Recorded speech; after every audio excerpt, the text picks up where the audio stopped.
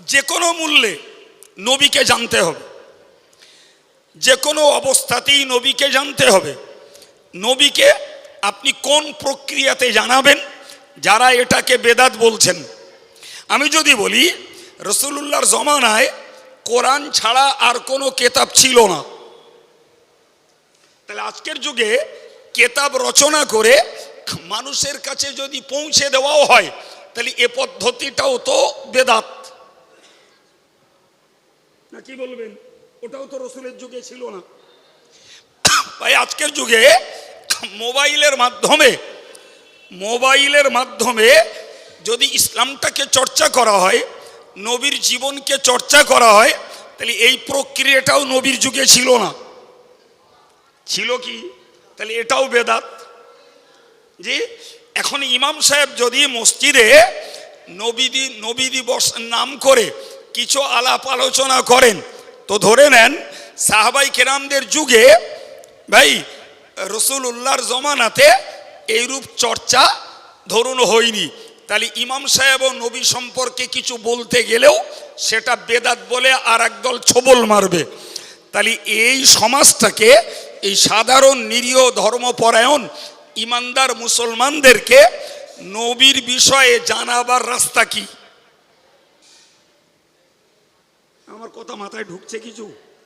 জানবার রাস্তা কি? ভাই এখন যদি মনে হয় যে না নবীর সম্পর্কে জানবার প্রয়োজন নেই, তাহলে বুঝতে হবে এরা নবীর আর এক দুশ্মন, এরা নবীর আর এক দুশ্মন। নবীকে চিনতে যারা সুযোগ করে দেয় না, প্রক্রিয়া যদি কোনো শরীয়ত বিরোধী হয় সেটা ত্যাগ করা যেতে পারে, কিন্তু মৌলিক বিষয়টা কখনো ছেড়ে দিয়ে নবীর ব্যাপারে দিনদার ইমানদারকে অন্ধকারে রাখা এটা কখনোই সমীচীন নয়। ঠিক না ভুল? ভাই আমি আপনাকে এবার একটা দুটো তথ্য বলি, খুব ভালো করে বুঝুন। রসুল করিম সাল্লাল্লাহু আলাইহি ওয়াসাল্লামের ব্যাপারে মহান আল্লাহ নিজে বললেন, লাকাদ জাআকুম রাসূলুম মিন আনফুসিকুম। আল্লাহ মানুষকে লক্ষ্য করে বললেন, তোমাদের স্বজাতির মধ্য থেকে তোমাদের কাছে একজন রসুল এসেছে, বা একজন রসুল পৌঁছেছে, বা একজন রসুলকে আমি আল্লাহ পাঠিয়েছি। সুবহানাল্লাহ বলে। তাহলে এই আয়াত থেকে প্রমাণিত হয় রসুলুল্লাহর আগমন বার্তা খোদ আল্লাহ কোরআন পাকে ব্যক্ত করেছেন। এখন যদি আমরা রসুলের আগমন বার্তা ভাই ভাই বসে আলোচনা করি, তাহলে এটা বেদাত হওয়ার কি আছে? হযরত নবী ঈসা বলেছিলেন জি ওয়াসালামুন আলাইয়া ইয়াউমা উলিদতু ওয়া ইয়াউমা আমুতু ওয়া ইয়াউমা উবআসু হাইয়া। হযরত নবী ঈসা বললেন, আমি যেদিন জন্ম নিয়েছি, এবং হযরত নবী ঈসা এও বললেন যেদিন আমাকে নবুয়ত দেওয়া হবে এবং আমাকে যেদিন জীবন্ত করে তোলা হবে, এই সর্ব অবস্থাতেই আল্লাহ পাক আমার প্রতি শান্তি নাজিল করেছেন। সুবহানাল্লাহ। এ থেকে বুঝতে পারা যায় নবী ঈসা তার জন্মের কথা মানুষকে অবগত করিয়েছেন, যে আমি যেদিন জন্ম নিয়েছি সেদিনও আমার প্রতি আল্লাহর শান্তি বর্ষিত হয়েছে। সম্মানিত ভাইরা আমার নবী সরকার দো আলম সাল্লাল্লাহু আলাইহি ওয়াসাল্লাম তিনি তার নিজস্ব জন্মের কথা বলতে যেয়ে বলেছেন, আনা দাওয়াতু আবি ইব্রাহিম, আমি পৃথিবীতে এসেছি এটা আমার পূর্ব পিতা হযরত ইব্রাহিমের দোয়ার ফল। ও বাশারাতু আখি ঈসা ইবনে মারইয়াম, আমি হলাম মরিয়ামের বেটা ঈসার দেওয়া সুসংবাদ। আর অরুইয়াল্লাতী রাআত উম্মি, আমি হলাম ওই স্বপ্ন যে স্বপ্ন আমার মা আমার ব্যাপারে দেখেছিলেন।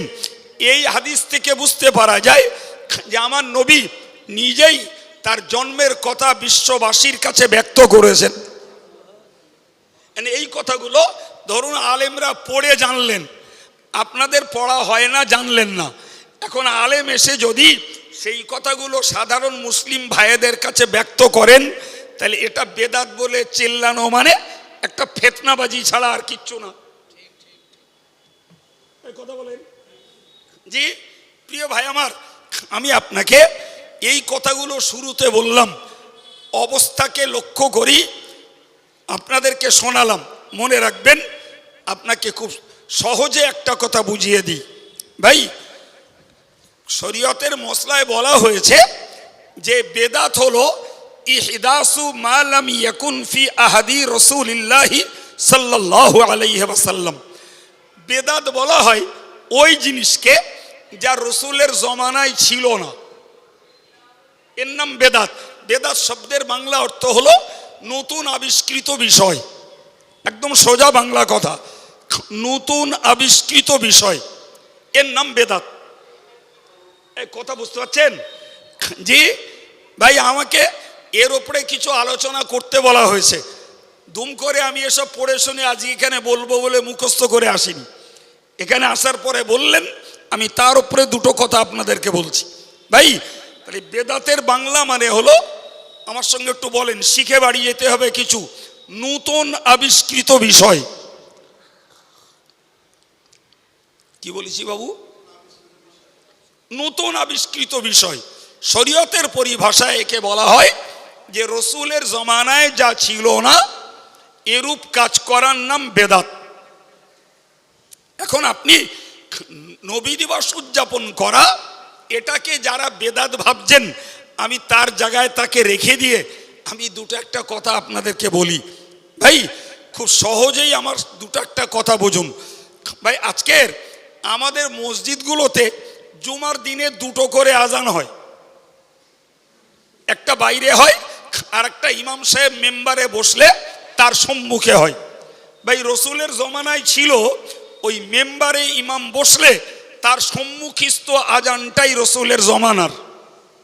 আর এই বাইরে যে আজানটা দেওয়া হয়, এই আজানটা হযরত ওসমান গনির জমানায় শুরু হয়েছে। মানুষের অলসতা দূর করে সময়ের ব্যাপারে সচেতন করতেই এই বাইরের আজানটা।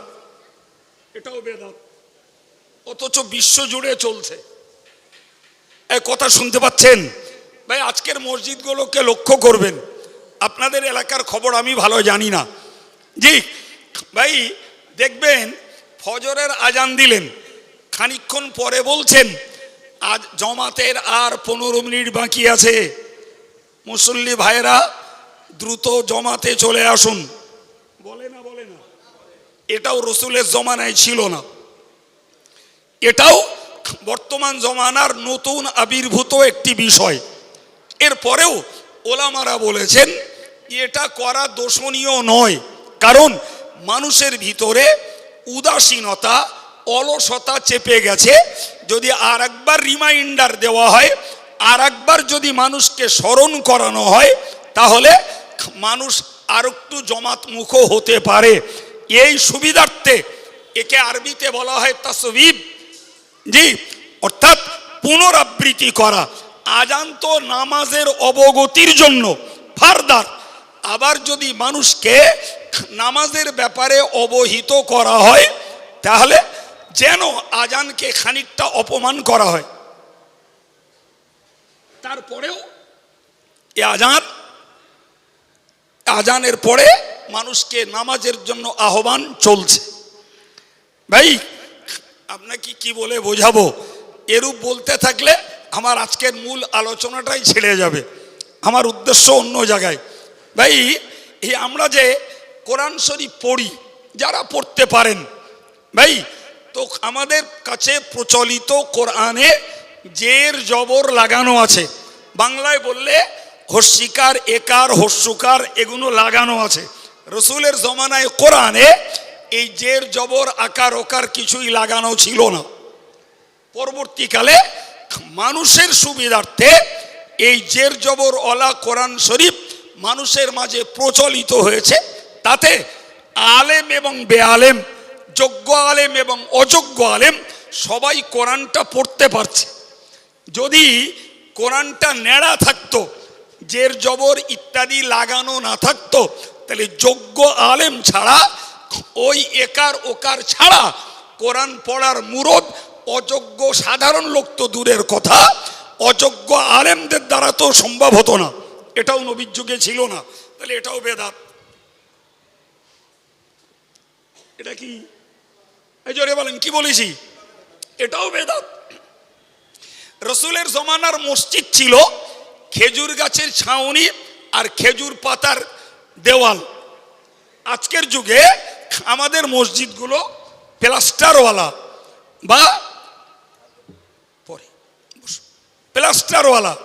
যে যে মসজিদের মুসল্লিদের মহল্লাদের টাকার সংখ্যা যেমন, তারা কেউ সেখানে মোজাইক করছে, কেউ গ্লেস টালি বসাচ্ছে। ভাই, তা রসুলের জমানার মসজিদ ছিল সাদা সিধা, মেঝে ছিল কাঁকর পাথরের নুড়ির, আর দেওয়াল ছিল খেজুরের পাতার ছটের, ছাদ ছিল তাই। আজকের যুগে এই সৌন্দর্য মণ্ডিত মসজিদ এগুলোও রীতিমতো বেদাত। কথা বুঝতে পারছেন কি? এটাও রীতিমতো বেদাত, নবীর জমানার নয়। অথচ দেশ জুড়ে কে কত সৌন্দর্য মণ্ডিত মসজিদ করতে পারে তার প্রতিযোগিতা চলছে বর্তমানে। কথা বলেন। এর বেলায় ওই মোল্লা মৌলবীরা আর ইউটিউবের বাজার মাত করা বক্তারা এগুলোরে বেদাত বলছে না। ভাই, আমরা যে এই সুন্দর সুন্দর পোশাক পরিচ্ছদগুলো পরছি, এই ভালো পোশাক পরিচ্ছদ পরা, ভালো খাওয়া, এগুলোও বেদাত। এই কথা শুনতে পাচ্ছেন? নবীর জমানায় ভালো খাওয়া তো দূরের কথা, রসুলের পরিবারে মিহি আটার রুটিটাও জুটিনি। আজকে খেজুর পানি, কালকে খেজুর পানি। 1 মাস চলে গেছে রসুলের পরিবারে উনানে রান্না হয়নি, আগুন জ্বলিনি। ভাই, আজকের যুগে যদি আমরা নবীর সুন্নতের বড় পায়বন্ধ হই, তাহলে কই একটু আসুন না, কে নবী দিবস করাটাকে বেদাত বলে গলাবাজারি করছেন, আর 17 রকমের মেনুর খাবার খেয়ে আপনি মিলাদুন্নবী বেদাত বলছেন।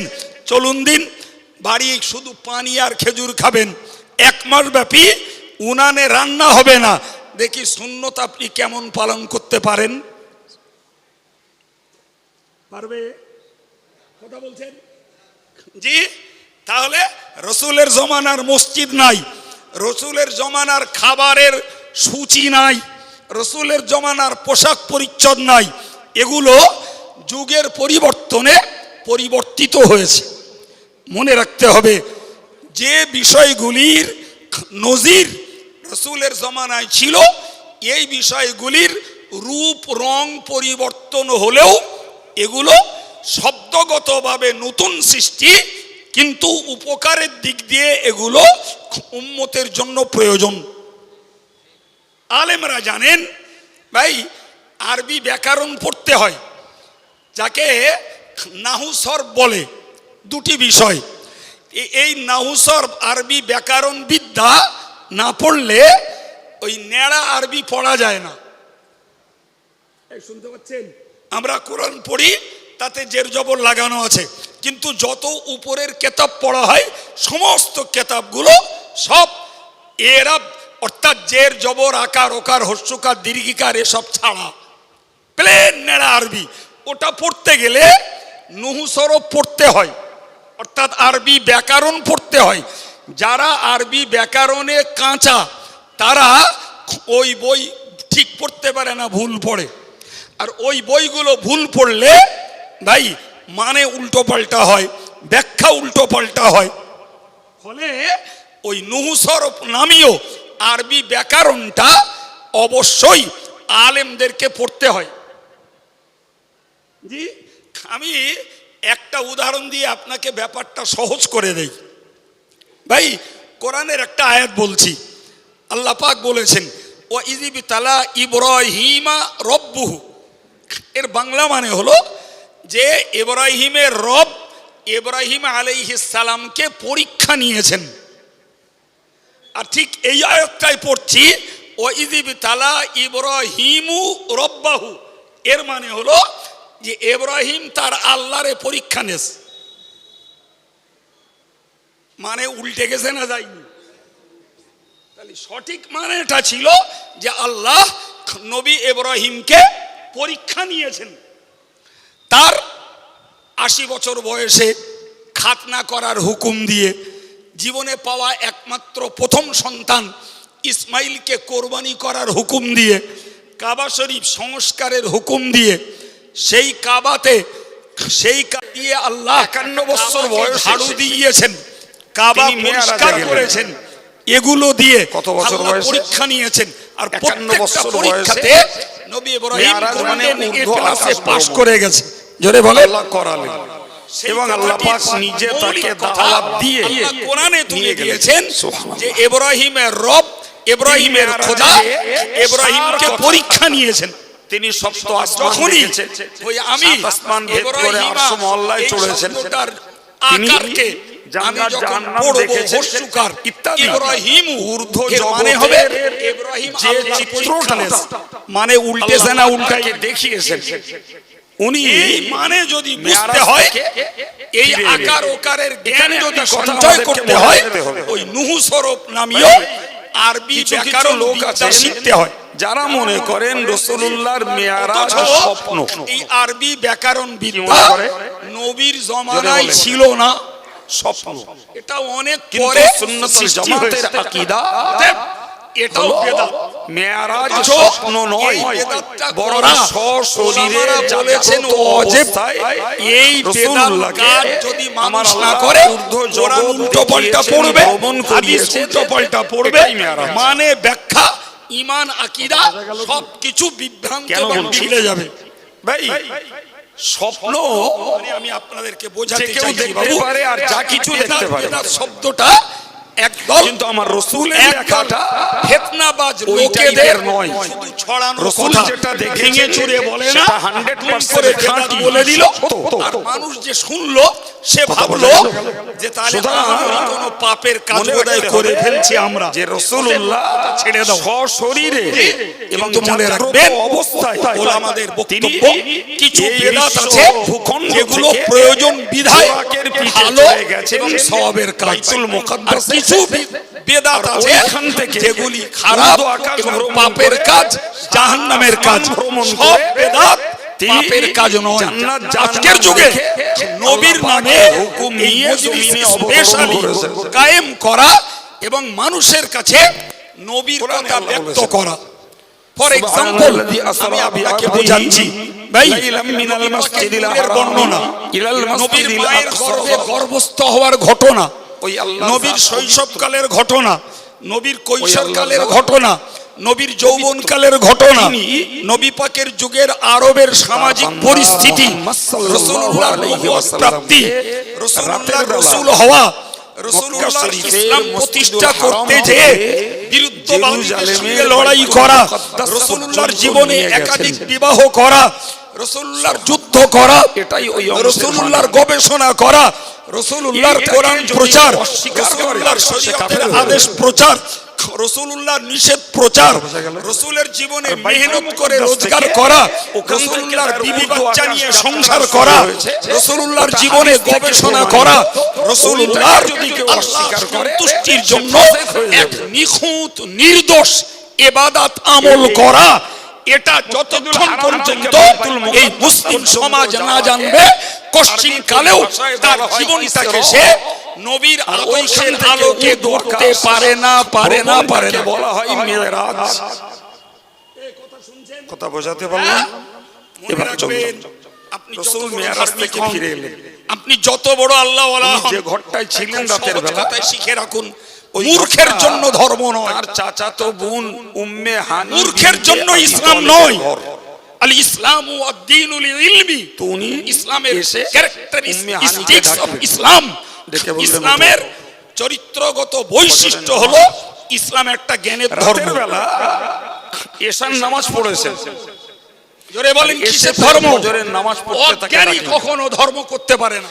এই যে রাসূলুল্লাহ রাতের বেলা এশার নামাজ পড়েছেন, রোজার নামে না খেয়ে শুকায়, নামাজ ফরজ হওয়ার আগে ওটা রাসূল পড়তেন অন্য নবীদের তাবেদারিতে। তাবেদারি মানে তাদের স্মৃতি, আদর্শ, স্বভাব জ্ঞানের অভাব। তারা নামাজ পড়তেন, সেই নবীও নামাজ পড়তেন। নবীর টোটাল লাইফটাকে আমাদেরকে মুহাম্মাদের উপরে পাটে পাটে জানতে হবে। ওই রাত্রি প্রথম জি, নবীর সংসার জীবন, ধর্ম জীবন, রাষ্ট্রীয় জীবন, ব্যবসায়ী জীবন, তার মস্তিরি করা জীবন, কিংবা তার গবেষণার জীবন, তার ইবাদত বান্দিগির জীবন, ধর্মীদের সঙ্গে তার ব্যবহারের জীবন, সঙ্গে তার ব্যবহার, বড়র সঙ্গে তার ব্যবহার, ভিন ধর্মীদের সঙ্গে তার আচরণ, নিজের পরিবারের স্ত্রীদের সঙ্গে তার ব্যবহার, বাচ্চাদের সঙ্গে তার ব্যবহার, এইগুলো যত জানবো এবং ওইগুলোকে আমাদের লাইফে যত অ্যাপ্লাই করব, তত তো হব আমরা নবী পাকের কার্যত ভক্ত। দৃশ্য দেখে শুনে আমি এই ফিরে এলাম। কি বুঝলেন?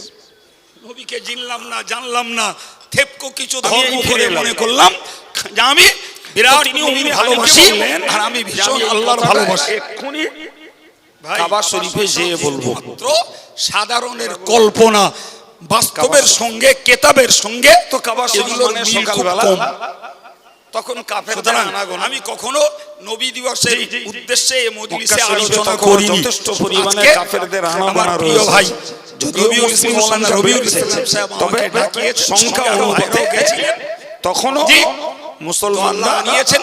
কথা বলছি, যারা বসেছেন শুকরিয়া আদায় করছি যে আপনারা মনোযোগের সঙ্গে আমার কথাগুলোকে শুনছেন। আর একটু ধৈর্য ধরলে আমি আরো কিছু কথা আপনাদেরকে শোনাতে চেষ্টা করব। প্রিয় ভাইরা আমার, আমি আপনাকে এ পর্যন্ত বুঝিয়েছি নবী দিবস করা শব্দগতভাবে নতুন সৃষ্টি, এটা আপনাকে মিথ্যাবাদী বলে, কিন্তু তাই বলে এটি পাপমূলক বেদাত নয়, বরং আম জনতার কাছে নবীর বার্তা যদি পৌঁছে দিতে হয় তাহলে বর্তমান পিরিয়ড অনুযায়ী এই জাতীয় প্রক্রিয়ার প্রয়োজন আছে।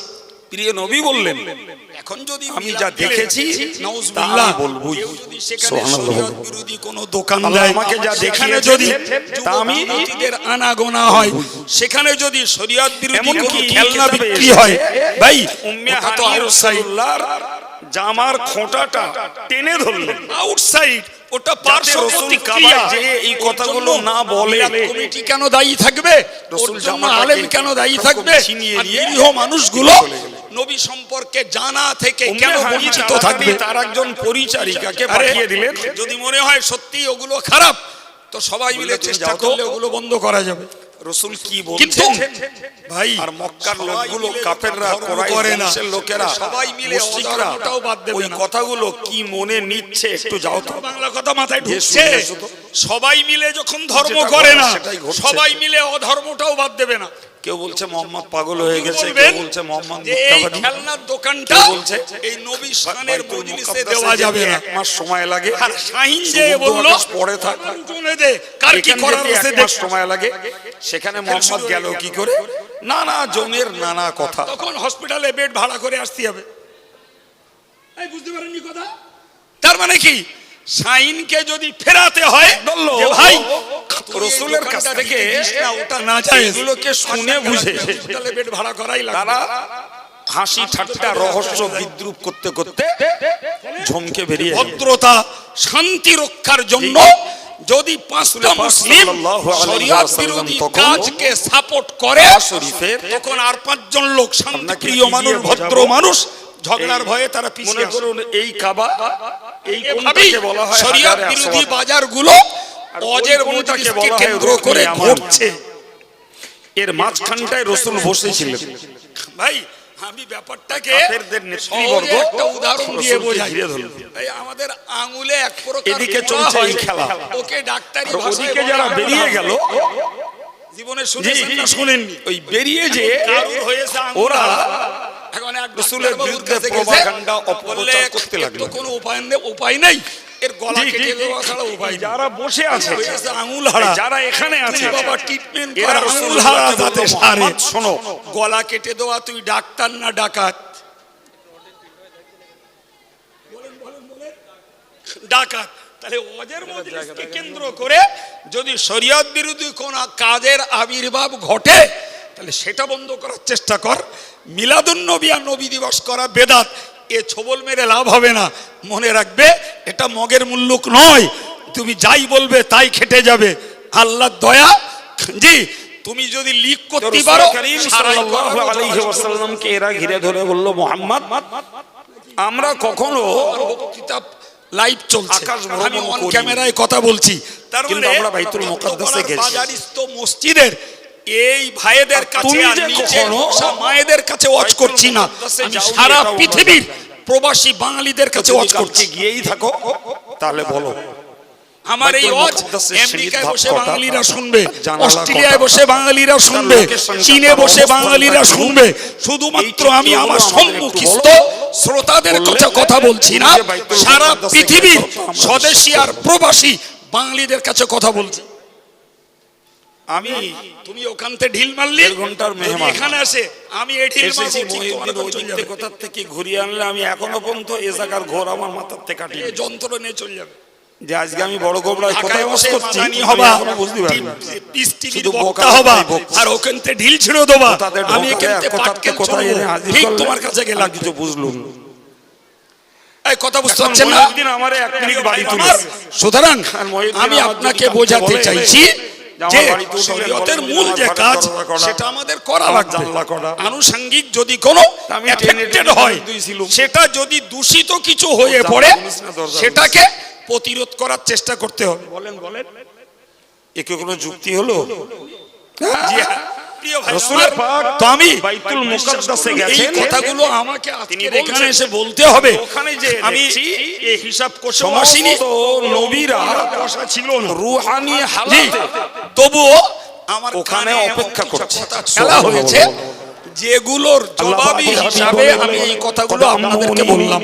তারা সবাই মিলে আমাকে ইমাম বানিয়ে দিয়েছে। মনে রাখার তৌফিক আমি দেন। ওইখানটায় এরপরে দুরাকাত নামাজ পড়িয়েছি কেউ কানের কাছে এবং ফিসফিস আমার করে। পিছনে ইক্তেদা করে জি।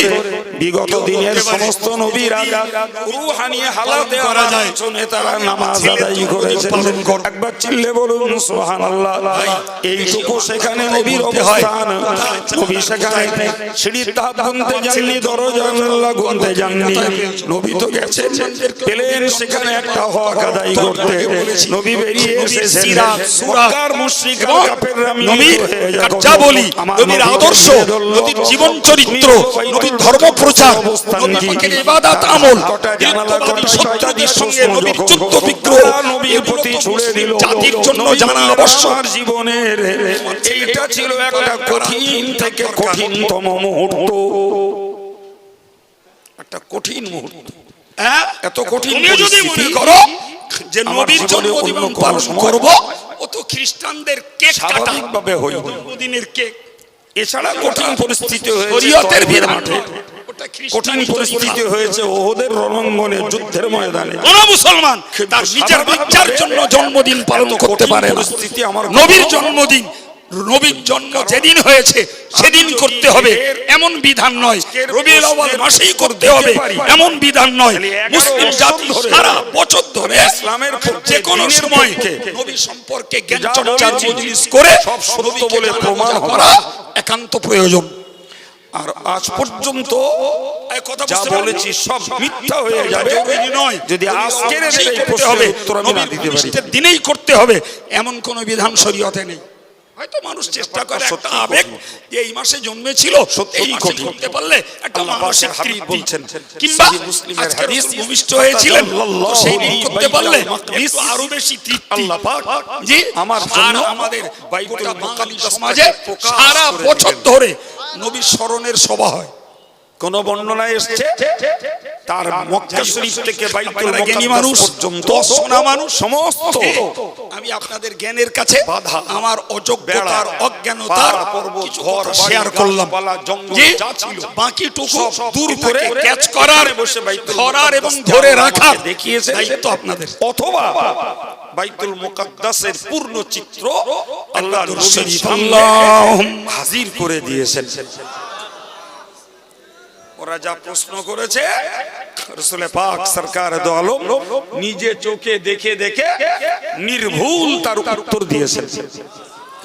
আর একটু জোরে বলে, সম্মানিত ভাইরা, ভাই প্রশ্নকারীদের ভোতার ভোতা হয়ে এতটা মানুষ ছিল না, এতক্ষণ একটা ভাবছিলাম আয়াত পড়েছিলাম, তা বলছে, সেটা হয়তো আমার আজ সাধারণ গইবি ভাইদের বলছে, মনেও না কিন্তু থাকতে পারে। ঘটনা তো তা না। আমি আয়াতটাকে পুনরায় পড়ে জি, ওই মাঝখানে যে আয়াতটুকু আল্লাহ পাকের তাফসীর করি, কুদরতের আমার খেলা আলোচনা ছাড়বো। আর নবী পাকের মুজিজা চলছে, এটা তো ওরা বুঝবে না। আল্লাহ বললেন ওরা কুল উত্তর পেয়েছে, ওগো নবী, তুমি তাতেই বলো। ওদের ব্রেনের জট খুলে গেছে যে মুহাম্মদ একাগ্রতার সঙ্গে শুনতে হবে। মুকাদ্দাসের সত্যি আল্লাহ বললেন গেছে। নবী তুমি বলো, কি বলবে? ইন্নামা ওদিকে আনা যারা বাশার। চমকে বেরিয়ে গেছিল, আমি ওদের সঙ্গে মানুষ। দেখা হযরত আবু বকর সিদ্দিক আল্লাহ নবীকে রাদিয়াল্লাহু বললেন আনহু, তুমি লোকদেরকে বলো আমি মানুষ। একদম প্রথম কেমন মানুষ? কথাতেই ধাক্কা দিয়ে দিল, তোমাদের মতো আবু বকর, মানুষ। আর কতদিন ওই পাগলের পিছনে ঘুরবে? কথা বোঝা গেল? বলছে, এই কোন পাগল? কথাটা আল্লাহ বলছে, তার মোহাম্মদ। নবীকে দিয়ে বিশ্বের দরবারে কেন? প্রচার করিয়ে নিলেন। বলছে, ওগো দেখো, নবী তুমি মানুষদেরকে এতদিন বলো পাগলামি আমি করছিল। তোমাদের মতো একজন মানুষ। পাগলামি করছে, একবার দেখো সেটা কি কিরকম? করছে। ভাই আমাদেরও বলছে, দুটি হাত, মোহাম্মদ এখন নবীরও কাবার দুটি হাত, চত্বরে বসে আমাদেরও বলছে, দুটি কান, নবীরও গত দুটি রাত্রিতে কান, নাকি আমাদের দুটি বাইতুল পা, মুকাদ্দাসে নবীরও গেছে, দুটি পা, সাত আসমান আমাদের একটি ভ্রমণ মস্তিষ্ক, করেছে, নবীরও আল্লাহর একটি আদম মস্তিষ্ক, আল্লাহ গেছে, আমাদের নাকের জান্নাত দুটি চিত্র, জাহান্নাম দেখেছে, নবী পাকেরও এই দুটি সব চিত্র, কথাবার্তা বলছে। আমাদেরও একটা কল্প, নবী পাকেরও একটা কল্প। তাহলে অঙ্গ প্রত্যঙ্গগত দিক দিয়ে নবীর অঙ্গ আর আমাদের অঙ্গ সবই সমান। তিনি এক কথায় বললেন যে যদি পারে সত্যি রঙের এর পার্থক্য পার্থক্য আমার নবী বলে যে থাকেন, নবী পাক তা আমি শুভ্র, আবু বকর আমরা বলছি তিনি সাদা কালো সত্যই কথা ইত্যাদি, বলেছেন, তিনি আবার মিথ্যা সাদাও বলেন থাকতে না। পারি। কিন্তু অঙ্গ প্রত্যঙ্গগত দিক দিয়ে নবীর অঙ্গ যা করিম সাল্লাল্লাহু আলাইহি ওয়াসাল্লাম সাধারণ এই তাই। খবরটা শুনে বললেন, পাঁচটা আঙুলের জায়গায় ছটা আবু আঙুল বকর হয়, হলো সিদ্দিক। ওটা ব্যতিক্রম। কারোর যদি দুটো হাতের জায়গায় তিনটে হাত হয়, ওটা ব্যতিক্রম। কারোর যদি হাত একটা হয়, সেটা ব্যতিক্রম। সাধারণ নিয়ম হলো আমাদের যা নবীর অঙ্গও তাই। সিদ্দিক শব্দের অর্থ নবী হলো সত্যায়নকারী। আমি তোমাদের মতো মানুষ। কি মানে? ভাই আমি প্রসঙ্গত একটা কথা আপনাদের বোঝাই, আমার দিকে দেখেন যারা ভালো পুলুক করছেন, আমি ভাই হার্ড রিকোয়েস্ট করছি দয়া করে অন্যমনস্ক হবেন না। সঠিক আমার বিষয়কে ভাব ধারণা যিনি বেকার হবে। সত্য বলে মান্যতা দেন, তার জি। নাম সিদ্দিক। ভাই আপনি একটা কথা সঠিককে বুঝুন, যিনি সত্য এখন বলে, নবীকে আল্লাহ কোরআনে আমার সঙ্গে মানুষ বলেন, বলে প্রচার করিয়েছেন। বিষয়কে যিনি এখন এটাকে সত্য ভেবে বলে নিয়ে কেউ যদি মান্যতা বলেন দেন, তিনি নবী আমাদের মতো মানুষ মানে নবী আমাদের ভাই, যেমন কেউ যদি মনে আমরা করে আল্লাহকে খুব বড় জোর নবী আমাদের বড় ভাই, একত্ববাদ, আল্লাহর একত্ববাদকে বিশ্বাস করি, এটা কি আমরা রাসূলের রিসালাতকে বিশ্বাস করি। এখন এই যারা জন্য নবীকে আমাদের ভাই সিদ্দিক বলছেন বলা হয়েছে কোরআনে। ধরে নেন ভাই কি সূত্রে? এই কথা না, নবী মানুষ আমরা মানুষ, আমরা আল্লাহ রাসূলকে আমরা নবী সত্যায়ন করি। মানুষ আমরা মানুষ, তাই নবী আমাদের ভাই।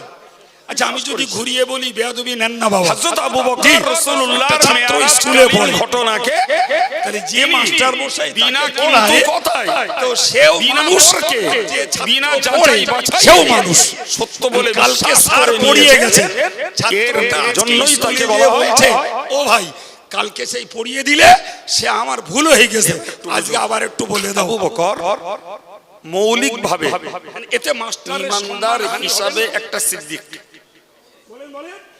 আর তুমি ভাই রাসূলের এই একটা মেরাজকালীন মাস্টার, ঘটনাকে তোমার সত্যায়ন জ্ঞান করার বেশি, জন্য তোমার যোগ্যতা বেশি, তুমি বলে, টিচ বলে। দিতে পারো, শিক্ষা দিতে পারো, এতেই যদি ছাত্র তোমার ভাই বলে, তাতে যদি মান সম্মান যায়, জি সুপারম্যান অফ দ্য ওয়ার্ল্ড হযরত মুহাম্মদুর রাসূলুল্লাহ সাল্লাল্লাহু আলাইহি ওয়াসাল্লাম সারা পৃথিবীর সর্বশ্রেষ্ঠ সর্বোচ্চ ব্যক্তিত্ব হলেন আব্দুল্লাহর বেটা আমিনার গর্ভস্থ লাল মুহাম্মদুর রাসূলুল্লাহ, সারা পৃথিবীর শ্রেষ্ঠ ব্যক্তিত্ব, তুমি তাকে ভাই বলে সম্বোধন করো কোন বিবেকে? তিনি ইমানদার হিসাবে যেমন সিদ্দিক, তেমন হযরত আবু বকর সিদ্দিক রাদিয়াল্লাহু আনহুর বংশধর হিসাবে তিনি সকালবেলা উঠে বাপের যদি বলো, ও ভাই আজকে কোন মাঠে যাতে হবে না, বলে দোস্তি বাপের জুতো পায়ে থাকবে না, তখন আমরা নামাজের সূরা ফাতিহাতে আল্লাহর কাছে চাইছিলাম, আল্লাহ তুমি আমাদের নবীদের রাস্তা দেখাও, মনে আছে? আল্লাহ তুমি আমাদেরকে সিদ্দিকদের রাস্তা দেখাও। আপনাদের হাতে নাতে একটা উদাহরণ দেই ভাই, আমাদের সামনে এই টিউবলাইট জ্বলছে, তো আমরা আল্লাহর রাস্তায় চলার জন্য আমি আপনাদেরকে বললাম নিশ্চিত নবীর রাস্তা আমরা নিয়ে এসেছি। সুবহানাল্লাহ বলে না ঠিক, কি গো, নবীর রাস্তা আমরা নেইনি? নানামুনি আমাদের নামাজ কালামের নিয়ম পদ্ধতি, আমাদের দাড়ি টুপি, আমাদের ইস্তেঞ্জা, আমাদের সালাম কালাম, আমাদের মসজিদে ওঠা, আমাদের ডান হাতে খাওয়া, আমাদের মসজিদে ডান পা রাখা, বাথরুমে বাম পা রাখা, 12 সময় ডান পা রাখা, টিউবলাইট এগুলো কি? উপরের দিকে লম্বা, অতএব এই দুটো দিক দিয়ে খুঁটির সঙ্গে টিউবলাইটের মিল আছে। সুবহানাল্লাহ বলে। এগুলো কি নবী মুহাম্মদুর রাসূলুল্লাহ, মিথ্যা নয় যে খুঁটিটা টিউবলাইটের মতো কিংবা টিউবলাইটটা খুঁটির মতো। আমরা নবীর দেখানো রাস্তাকে মিথ্যা বলতে পারবেন না, অনুসরণ করি। এখন যদি এই কথা শুনে আমরা সিদ্দিকের রাস্তা, সে যদি আল্লাহর কাছে দেখতে চেয়েছি করে ওতে যদি ইলেকট্রিক তার গোজে তো খুঁটি জ্বলবে না। সিদ্দিকের রাস্তা এখন বলেন, ফুরফুরার কেউ যদি আবু বকর সিদ্দিকী রাহমাতুল্লাহ আলাইহি উপরে প্যান্ডেল তোলে তা টিউবলাইট কি হযরত আবু প্যান্ডেলের বকর বোঝা সিদ্দিক টানবে? রাদিয়াল্লাহু আনহুর বংশধর। এ মাথা মোটা ভাই, আমরা আমাদের ধর্ম জীবন চর্চা করার জন্য আল্লাহ বললেন, ফুরফুরার তুমি বলো আমি তোমাদের মতো মানুষ অনুসরণ করি। এখন ওই ভেবে যদি নবীকে আমরা ভাই বলি বা বড় ভাই বলি তাহলে খুঁটিতে ইলেকট্রিক তার দিয়ে জ্বালানোর মতো আবু বকর সিদ্দিক রাদিয়াল্লাহু আনহু তিনি আহলুস সুন্নাত ওয়াল জামাতের কিন্তু বাঙালি মুসলমানদের ইমাম। ভাই নবী তিনি হানাফি মাযহাবের আমরা আলেম। মানুষ, আমরা জাহান্নামে যাওয়ার জন্য এই মানুষের কুসংস্কার দূর করে থেকে ধর্মীয় মুক্ত করে সংস্কার জান্নাতে নিয়ে যাওয়ার মানুষ। মুজাদ্দিদে জামান। তিনি আধ্যাত্মিক জগতের একজন বাংলার শ্রেষ্ঠতম আল্লাহর ওলি। তিনি ভাই কোরআন মন খুলে বলেন সুবহানাল্লাহ, একজন বিদগ্ধ আলেম। আমার এই কথাটা শেষে যেটা বললাম এই কথা বোঝা যাচ্ছে, নবী এসেছেন তো আমরা তাকে মানি, জাহান্নাম তাকে থেকে মানি বলি। বাঁচিয়ে জান্নাতের তিনি রাস্তা গোল জামা দেখাতে। পরতেন, আর আমরা আমরা পরি। তিনি গোল টুপি পরতেন, আমরা পরি। তিনি আজানে হাত তুলতেন, আমরা তুলি। তিনি নামাজে করে বেদাত করে হারাম করে তিনি নামাজে হত্যা করে মদ খেয়ে তাহারিমা জুয়া খেয়ে নাবির দাস নিচে পিটিয়ে আমরা তাই বাঁধি। চিটফান্ডের ব্যবসা করে নারী নির্যাতন করে কিন্তু আমরা পাচ্ছি এনার দ্বারাই। হত্যা করে জাহান্নামে যাওয়ার জন্য 1400 বছর আগের লোক যেমন ছিল আজকের যুগেও আসতে বলি কমিউনিটির ভিতরে তিনি হাত ঝাড়া মারতেন না নামাজে, আমরা হাত ঝাড়া মারি না। তিনি সালাম কিয়াম করতেন, আমরা সালাম কিয়াম করি। তিনি কলেমা খানি করতেন, আমরা কলেমা খানি করি। তিনি কবর জিয়ারত করতেন, আমরা কবর জিয়ারত করি। তাদের নিয়ে তিনি ইসালে সওয়াব করতেন, আমরা লাভ ইসালে নাই। সওয়াব কিন্তু করি। আমার মুসলিম তিনি কমিউনিটির গ্রামে ছেলেরা নামাজ পড়তেন, কলেমার আমরা ঘরে গ্রামে জন্ম নিয়ে নামাজ পড়ি। ভাই এরা যে আমরা পূর্বে আল্লাহকে চরিত্র মানতে যে নবীকে মানি, নবীকে মানতে যে ভাই আবু বকর সিদ্দিক রাদিয়াল্লাহু রাহমাতুল্লাহ আলাইহির মতো একজন ছিল, আজও উলিল আমর, সেদিন সুদ যিনি ছিল, শরীয়তে আজও আছে। হুকুম দেওয়ার সেদিন মতো গান ছিল, যোগ্যতা রাখে মুখে মুখে। এবং আজকের গান তিনি পকেটে একজন পকেটে। আধ্যাত্মিক জগতের গুরু। সেদিন নারী নির্যাতন আমরা ছিল, তার আজও নীতি, চলছে। আদর্শ, সেদিন নারী আখলাক, নির্যাতন আমল ছিল, আজও বেপরদা আছে। ভাই সূক্ষ্ম সূক্ষ্ম মশলার ক্ষেত্রে মতভেদ আছে। আমরা তানারটাকে মেনে চলি, কারণ তেনার মতন লোকের রাস্তায় আমরা চলার জন্য আল্লাহ পাকের কাছে আমরা প্রতিদিন নামাজে সাহায্য চাচ্ছি। আর ওই সাহায্যটা চাইতে শিখিয়েছেন আল্লাহ নিজেই। লোক বোকা ছিল, তাই বিনা লাইসেন্সে মদ খেত। আর এই যুগের লোক শিক্ষিত, লাইসেন্স করে মদ খাচ্ছে। মূলত কার কিচ্ছু বলে না, এই রে সত্যি না মিথ্যা? জোরে বলে। ও যুগের লোক সিদ্দিককে মানার পার্সোনালি তারা ব্যভিচারে লিপ্ত হতো। আজকের সরকার লাইসেন্স সম্মানিত ভাইরা, মনে পোস্ট কোয়ার্টার তৈরি হয়েছে, সেখানে চরিত্র ধ্বংস করছে। আল্লাহ তুমি প্রিয় ভাইরা আমার, আমাদেরকে 1400 বছর আগে আমরা শহীদদেরকে মানব। পাঠিয়েছিলেন। ভাইরা আমার মনে রেখে দিয়েছি, যে পাপগুলো ছিল সেই পাপ পুরো মাত্রায় আমার সমাজের বিরাট অংশ মানুষের মধ্যে আজও রয়ে গেছে। খবরদার, শিক্ষিত খবর হয়ে, ভদ্র হয়ে, আল্লাহর রাস্তায় জীবন উৎসর্গ করেছে, সাহেব হয়ে এদেরকে তোমরা মৃত বলো না, বরং মনে রাখো তারা জীবিত, যেটা তোমরা বুঝতেও পারো না। জি ভাই, একথা তার দোকানে না, যারা টেলিভিশনের পর্দায়, একথা রাজনীতির মঞ্চে নাকি টিভির আড্ডায়, কোথায় এলি পাওয়া যাবে? ইসলামের জন্য শত্রুদের তলোয়ারের নিচে যারা জীবন দেয় বসতে হবে। তারা খোঁজে দেখেন তারা শহীদ। হচ্ছে কারা? যাদের আল্লাহর প্রতি একটু টান আছে, নবীর প্রতি টান আছে, এখন মনে করুন ভক্তি আছে, পরকালের ব্যাপারে যাদের দিলে ভয় আছে, শহীদ যারা মানুষগুলো ইসলামের জন্য মজলিসে বসেছে। বাকি আমার সমাজের জন্য শিক্ষিত বুদ্ধিজীবী, কেউ নেতা মন্ত্রী, সমাজপতি, জনপ্রতিনিধি এদেরকে সহজে ফলার নিচে জীবন দেয়, কেউ তীরের নিচের জীবন দেয়, কেউ বল্লমের ফলার নিচে জীবন দেয়।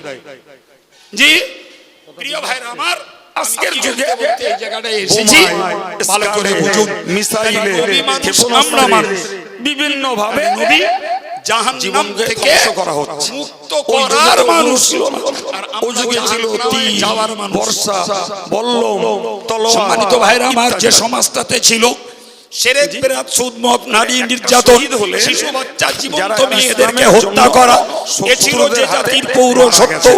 ওই জাতির কাছে নবী বলেছিলেন, ইয়া আইয়ুহান নাস কুলু লা ইলাহা ইল্লাল্লাহ, ও মানুষেরা তোমরা বলো আল্লাহ ছাড়া কোনো উপাস্য নেই।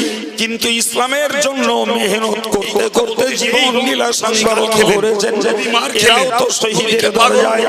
নবীকে জাদুকর বলল, নবীকে চরিত্রহীন বলল, নবীকে মস্তিষ্ক বিকৃত বলল, নবীকে মার দৈহিক অত্যাচার করলো, নামাজ অবস্থায় সাধনায় নবীকে না হলে পড়িয়ে বিতাড়ন লাগিয়ে মারবার চেষ্টা করলো, নবী সেজদায় না হলে দিনের মশাল জ্বালাতে এনে চাপিয়ে নবীকে দম লাগিয়ে মারবার চেষ্টা করলো, নবীকে বন্দী করলো, হত্যার চক্রান্ত করলো, নবীকে দেশান্তর করার জিন্দাত পাতলো, দিনের আলো জ্বেলে দিতে, মানুষের কাছে তৌহিদের পতাকা ওড়াতে, মানুষকে কুফরি থেকে, শিরকি থেকে, ফিসকি থেকে বাঁচিয়ে ঈমানের পথে, সুন্নতের পথে, তৌহিদের পথে দাঁড় করাতে তাদের জীবনটাকে যারা শেষ করেছেন, সম্পন্ন করেছেন, সংবরণ করেছেন, তারাও শহীদের মর্যাদা পাওয়া যেত।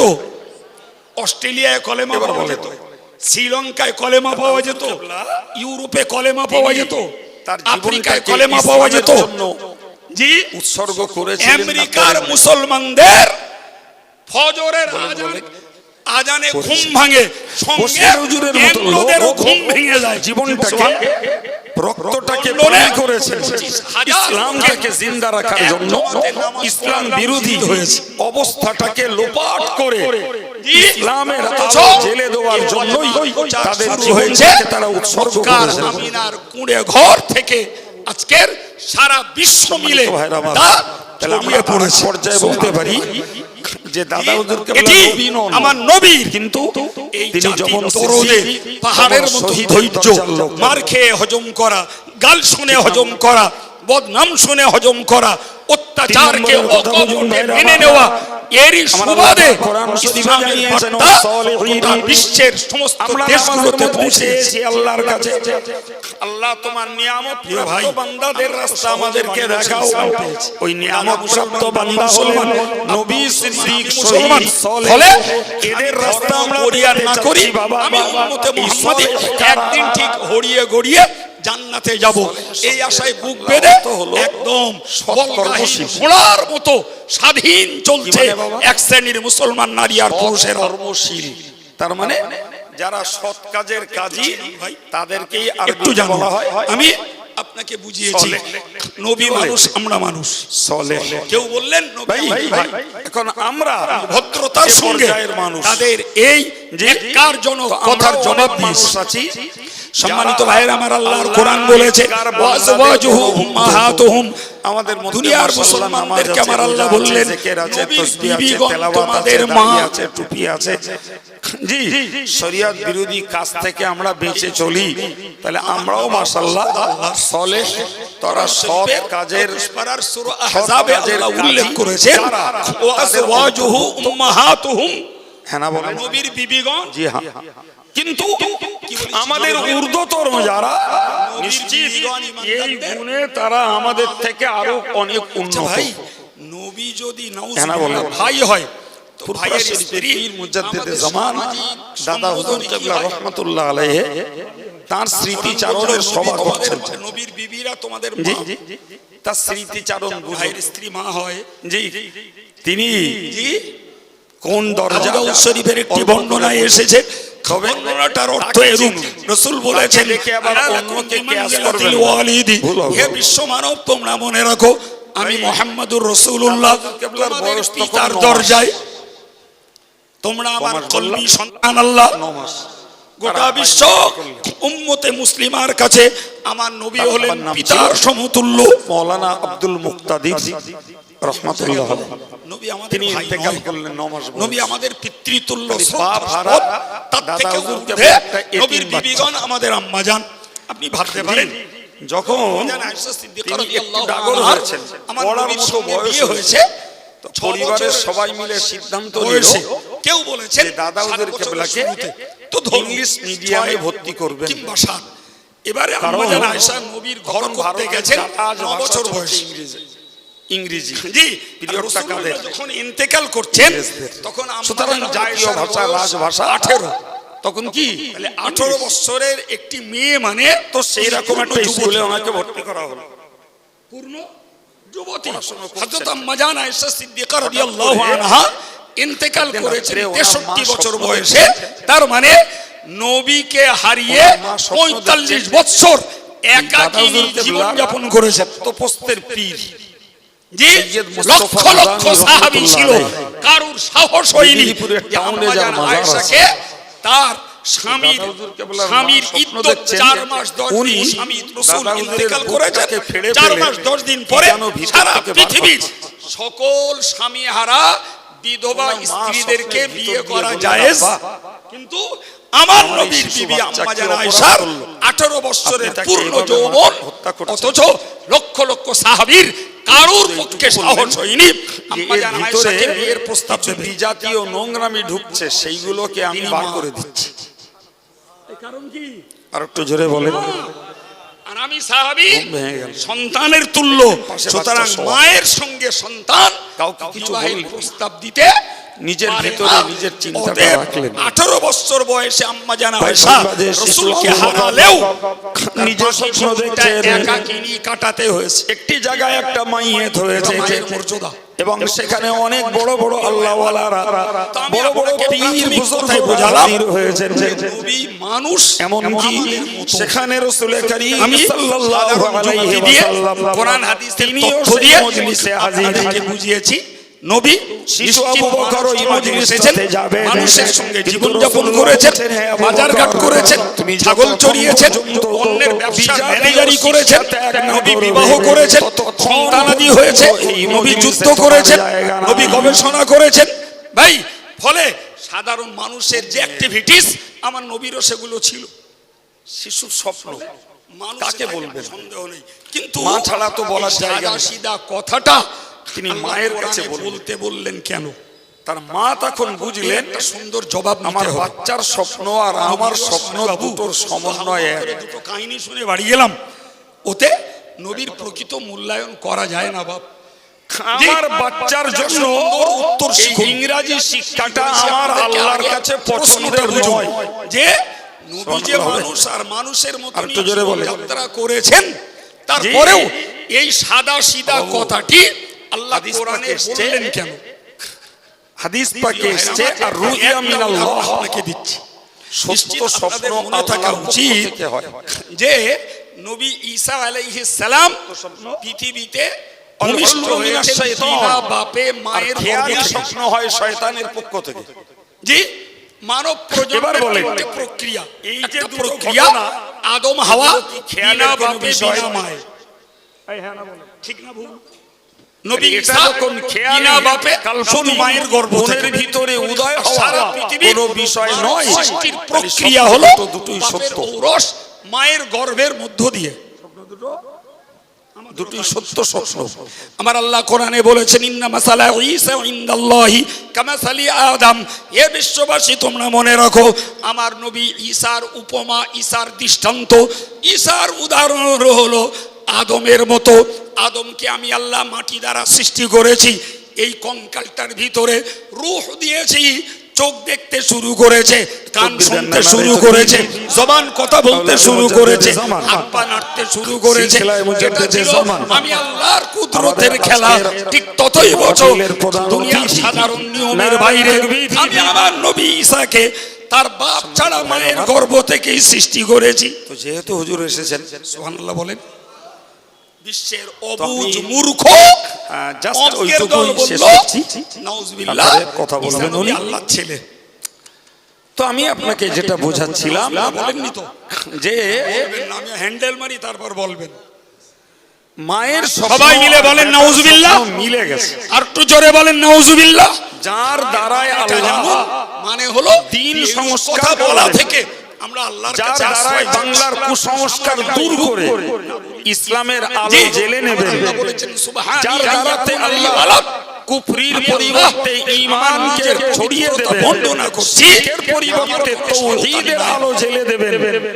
যার দ্বারায় বেদাতকে উৎখাত করে সুন্নাতকে জিন্দা করবেন। অন্যদিকে সেই আবু ইখলাসের বকর ভিতরে সিদ্দিক আল্লাহ বললেন কুরাইশি ওগো নবী তুমি বলে দাও আল্লাহু আহাদ, ইংরেজি আল্লাহ পড়বেন। এক, এটা কখনো আল্লাহুস সামাদ, যুক্তিসঙ্গত নয়। তিনি অভাব মুক্ত, পরিবারের লাম ইয়ালিদ, পক্ষ থেকে তিনি কাউকে তাকে জন্ম দেননি, ইংরেজি পড়তে ওয়ালাম দেয়া হলেও ইউলাদ, তিনি কারোর আল্লাহ থেকে পাকের জন্ম কলম নেননি, ছিল আলাদা। ওয়ালাম ইয়াকুল্লাহু তাই কুফুয়ান আহাদ, মায়ের স্বপ্ন আর তার বেটার তুল্য স্বপ্নর সৃষ্টির সমন্বয় ভিতরে হয়। কেউ নেই। তাকে ইংরেজি শিক্ষা থেকে তুলে নিয়ে একটু মহব্বত করে হুগলি বলেন। জেলার সীতাপুর আল্লাহ মাদ্রাসায় পাক হুজুরকে নিজের ভর্তি করা হলো। আত্মপরিচয় এই সূরার মধ্যে দিয়ে প্রিয় ভাইরা আমার, প্রচার করিয়েছেন। এর পরবর্তীতে নবী তুমি এই শুরু প্রচার করে দাও।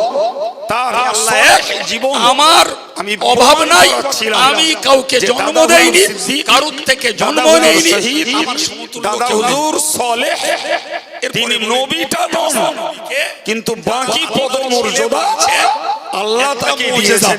তিনি বাংলা বিনা বাপে মুসলমান আমরা পয়দা হয়েছে। তাকে মান্যতা দিই। এটি আমাদের নিজস্ব মন্তব্য আর ভাই, মতামতে নয়, তাকে মানি। কোরআন তার মতন ব্যক্তিকে মানতে আদেশ করেছে, কোরআন তার মতন ব্যক্তিকে উলিল আমর বলেছে। তার মতন ব্যক্তি আল্লাহ পাকের রাস্তায় চলে ভাগীদার, জমির ভাগীদার, ব্যবসার ভাগীদার। রাসূল আমাদেরকে বলেছেন, আল্লাহ আমাদেরকে বলেছেন, যারা আল্লাহর রাস্তায় চলে আমার ছেলে হয় নাউজুবিল্লাহ, তাহলে আল্লাহ বলেছেন লিল্লাহি মুলকুস সামাওয়াতি ওয়াল আরশ, গোটা আসমান আর জমিনের মালিকানা সত্য আমি আল্লাহ আমার। তাহলে ঈসা নবী যদি আল্লাহর ছেলে হয় তাহলে ঈসা নবী আপনাদের একটা পার্টনার কমপ্লিট সেন্স দিয়েছি। জি, হুজুর আল্লাহ কথা পাকের বলবেন। গুণ হলো হুয়াল আমার জন্য দোয়া হাইয়ুল রাখবেন। কাইয়্যুম, কাছের মানুষ। তিনি চিরঞ্জীব, চিরস্থায়ী। আবার ঈসা থাকলে নবী আমাকে আমার পাওয়া আসমানে যায়। কিয়ামতের আগে পৃথিবীতে আসবেন, তাকে আল্লাহ যথারীতি মৃত্যু দেবেন। জি, তাহলে আল্লাহর সম্পত্তি আজও আছে, পৃথিবী ধ্বংসের পরেও আল্লাহ থাকবে। তাহলে ঈসা নবী আল্লাহর পার্টনার হলো কি করে? বাপ মল্লি তবে তো ছেলে ফারাস পাবে, তো বাপের তো মরণ নেই। এই আল্লাহ মরবে? হ্যাঁ, আল্লাহ কোরআনে বলেছেন সূরা রহমানে, কুল্লু শাইইন হালিকুন ইল্লা ওয়াজা, সারা পৃথিবীর সকল বস্তু আর প্রাণী কিয়ামতে সব ধ্বংস হবে, শুধু আল্লাহর জাত বাকি থাকবে। সুবহানাল্লাহ। সুতরাং যারা বলছে ঈসা নবী আল্লাহর ছেলে, এরা শুধু বোকা না, সুপার ইগনোরেন্ট, চরম বোকা, সর্বোচ্চ বোকা। না হলে আল্লাহ চিরঞ্জীব, অথচ ঈসা নবীরও ইন্তেকাল হবে, তাহলে তিনি তার পার্টনার কেমনে হন? হতে পারে? হ্যাঁ, শোনেন একটা মজার কথা শেখাই আপনাদের। কিয়ামতের দিনে আল্লাহ পাক ঈসা নবীকে বলবেন, إذ قال الله يا عيسى ابن مريم أأنت قلت للناس اتخذوني وأمي إلهين من دون الله। আল্লাহ পাক ঈসা নবীকে বলবেন, হে ঈসা, তুমি কি এই তোমার লোকদের, তোমার উম্মতদেরকে বলেছিলে যে তোমরা আমারে আর আমার মারে খোদা জ্ঞানে পুজো করো? এই কথা শুনতে পাচ্ছেন? কিয়ামতের দিনে এই কথা আল্লাহ নবী ঈসার কাছে কৈফিয়ত করবেন যে তুমি কি লোকদেরকে বলেছিলে যে তোমরা আমাকে আর আমার মাকে খোদা বলে পুজো করো? প্রশ্নটা হালকা পাতলা না গাঢ়? বিরাট মারাত্মক। একজন নবীকে কোটি কোটি মানুষের সম্মুখে কৈফিয়াতের কাঠগড়ায় দাঁড়াতে হবে। এই ঈসা, তুমি বলো যে তুমি কি লোকদের বলেছিলে? ঈসা নবী কি চ্যাম্পিয়ন জবাব দেবেন, ইন কুনতু কুলতুহু ফাকাদ আলিমতা। বলবে আল্লাহ, আমি যদি এইরকমটা বলতাম তা আপনি জানতে পারতেন।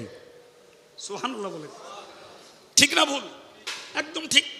কারণ তাআলামু মা ফি নাফসি ওয়ালা আ'লামু মা ফি নাফসিক। আল্লাহ আমার মধ্যে কি আছে সব আপনি জানেন, কিন্তু আপনার মধ্যে কি আছে আল্লাহ আমি সব জানি না। উত্তরটা অত্যন্ত আদবানা, শিষ্টাচারিতা, ভদ্রতার একটা উত্তর।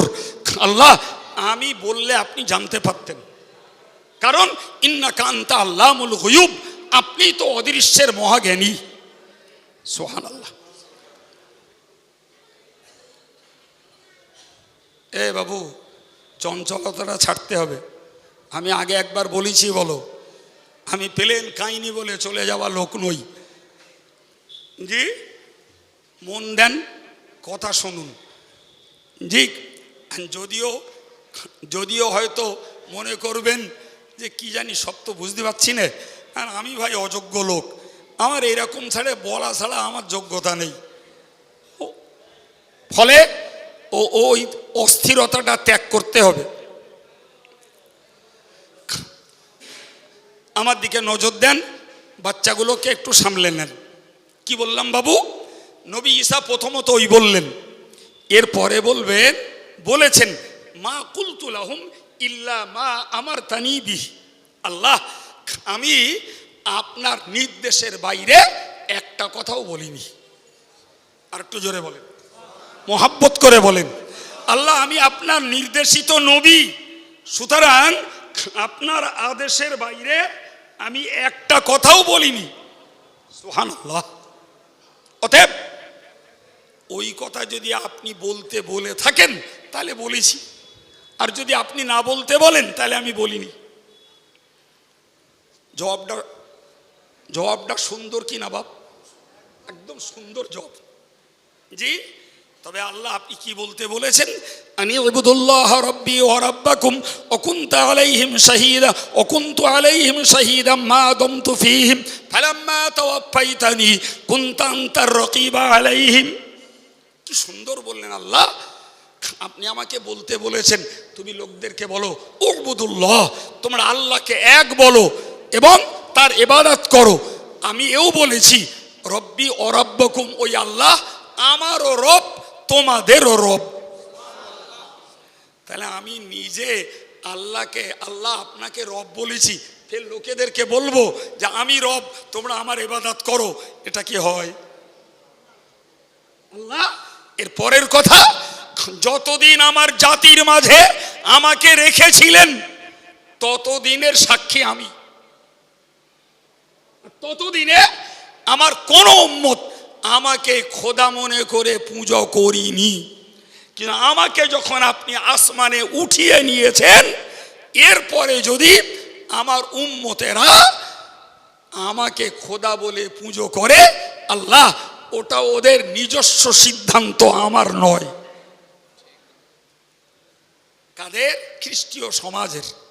আপনি যান যে কোনো গির্জায়, যে দেখবেন জি একদিকে মেয়েলি মূর্তি আর একদিকে ছেলের মূর্তি, তার মানে একটা মরিয়মের স্ট্যাচু আর একটা ঈসা নবীর স্ট্যাচু। ওদের চাওয়া পাওয়া সেই ছবির সামনে দাঁড়িয়ে ঘ্যান ঘ্যান ঘ্যান ঘ্যান করে। আমরা মুসলমান কার কাছে করি? চিল্লে বলেন।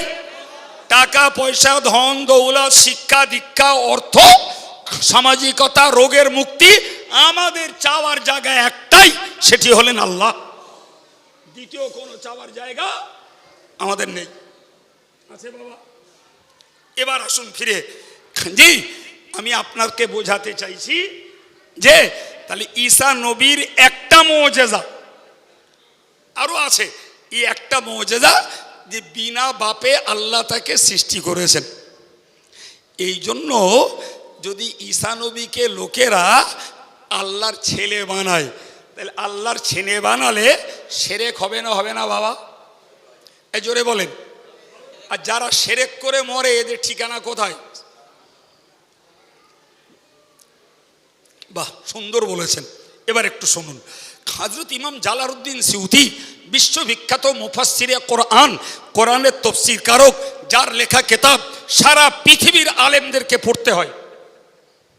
জি, তিনি বলেছেন আমার নবীর সত্যভাবে প্রমাণিত মুজিজা তথা অলৌকিক ঘটনার সংখ্যা 1000। জোরে বলুন বাবা, কটা? আর দুর্বল সূত্রে প্রমাণিত মুজিজার সংখ্যা 3000। কথা বোঝা গেছে নাকি? অলৌকিক ঘটনা, যে ঘটনা আল্লাহ নবীদের দ্বারায় ঘটালে তার নাম হয় মুজিজা, আর ওলিদের দ্বারায় ঘটালে তার নাম হয় কারামত। তো কোরআন বলছে ইন্নামাল আয়াতু ইনদাল্লাহ, সমস্ত রকমের অলৌকিক ঘটনা, অসাধারণ ঘটনা যা সাধারণ মানুষ আমরা কেউ ঘটাতে পারি না, আল্লাহর পক্ষ থেকেই আল্লাহ কখনো নবীদের দ্বারা ঘটিয়েছেন, কখনো ওলিদের দ্বারা ঘটিয়েছেন। ওলিদের দ্বারা ঘটলে তার নাম কি বলেছি বাবা? জোরে বলেন, কারামত। আর নবীদের দ্বারা ঘটলে তার নাম মুজিজা। ফর এক্সাম্পল, আমার নবী মাটিতে দাঁড়িয়ে আঙুল ইশারা করেছেন, চাঁদ দুভাগে ভাগ হয়ে গেছে। পৃথিবীর কেউ পেরেছে? কেউ পারবে? জি না। এর নাম মুজিজা, এর নাম অলৌকিকত্ব, এর নাম অন্যকে অক্ষমকারী, অন্য কেউ করতে পারে না। আল্লাহ যার দ্বারা ঘটায় তার দ্বারাই ঘটে। এখন বক্তব্য হলো ঈসা নবী বিনা বাপে পয়দা হয়েছে, এর জন্য যদি আল্লাহর ছেলে বলে লোকে পুজো করে, আমার নবীর প্রমাণিত মুজিজার সংখ্যা 1000। আর এই নবী শেষ নবী, এই নবী শেষ নবী, এরপরে আর কোন নবী আসেনি। আমার নবী বলেছেন আনা খাতামুন নবিয়্যিন লা নবিয়্যা বাদি, আমি শেষ নবী, আমার পরে কোনো নবী নাই। রাসূল অন্য একটি হাদিসে বলেছেন যে আমার পরে 30 জন লোকের আবির্ভাব হবে। কজন বলেছি বাবু? 30 জন। কুল্লুহুম ইয়াজআমুনা আন্নাহুম নবিয়্যুন, তারা প্রত্যেকেই দাবি করবে যে আমি নবী। আমি আল্লাহ পাকের নবী বলছি কুল্লুহুম কাযযাবুন, তারা প্রত্যেকেই মিথ্যাবাদী। আমি শেষ নবী, আমার পরে কোনো নবী নাই। যারা নবীর পরে নবুয়তের দাবি করেছে এরা সব কি মিথ্যাবাদী। এ চিরিয়ে যুবকেরা, আমার সম্মানিত ভাইয়েরা, আমার বয়োজ্যেষ্ঠ মুরব্বীরা, আমার পর্দানসীনা মায়েরা, আমি সকলের কাছে আন্তরিকভাবে নিবেদন রাখবো, আমাদেরকে মনে রাখতে হবে যে আমার নবীকে শুধু বিশ্বাস করলে হবে না, বরং বিশ্বাস করতে হবে আমার নবী শেষ নবী। এটাও ঈমানের অংশ। আমার নবীকে যদি শেষ নবী বলে বিশ্বাস না করা হয়, তারও ঈমান নষ্ট হবে।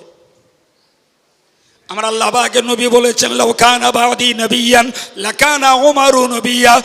ও উম্মতে মুসলিমা, তোমরা মনে রাখো, আমার পরে যদি নবুয়তের রাস্তা খোলা থাকতো, নবুয়তের দরজা যদি খোলা থাকতো, নবী পাঠানোর আল্লাহর যদি ইচ্ছা থাকতো, তাহলে আমার পরে হযরত ওমর ছিলেন নবী হওয়ার উপযুক্ত।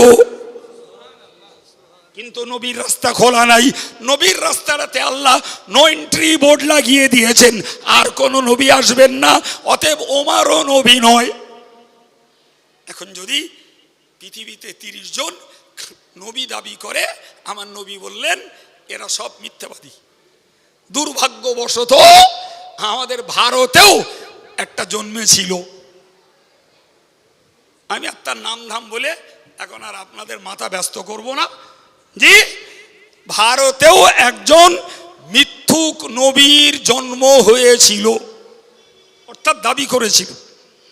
ভাই, আপনাদেরকে এই প্রসঙ্গে আর একটা তথ্য শোনাই। ইমাম বুখারী তার বুখারী শরীফে উল্লেখ করেছেন রাসূলুল্লাহর একটা বেটা ইব্রাহিম, কি নাম বলেছি বাবা? ইব্রাহিম। এই বাচ্চাটাকে আল্লাহ শিশুবেলায় মৃত্যু দেন, শিশুবেলায়। তো সেখানে ইমাম বুখারী একটা তথ্য দিয়ে মন্তব্য করেছেন, যদি আল্লাহর আমার নবীর পরে নবী আরো বানানোর ইচ্ছা হতো তাহলে নবীর বেটাকে আল্লাহ মৃত্যু দিতেন না। এখন নবীর পরে আর নবী বানানোর ইচ্ছা আর নয়। এখন যদি নবীর বেটা ইব্রাহিম বেঁচে থাকে, আবেগ ভরা অজ্ঞ মুসলমানেরা জিন্দাবাদ দিয়ে নবীর বেটারে নবী বানিয়ে ফেলবে।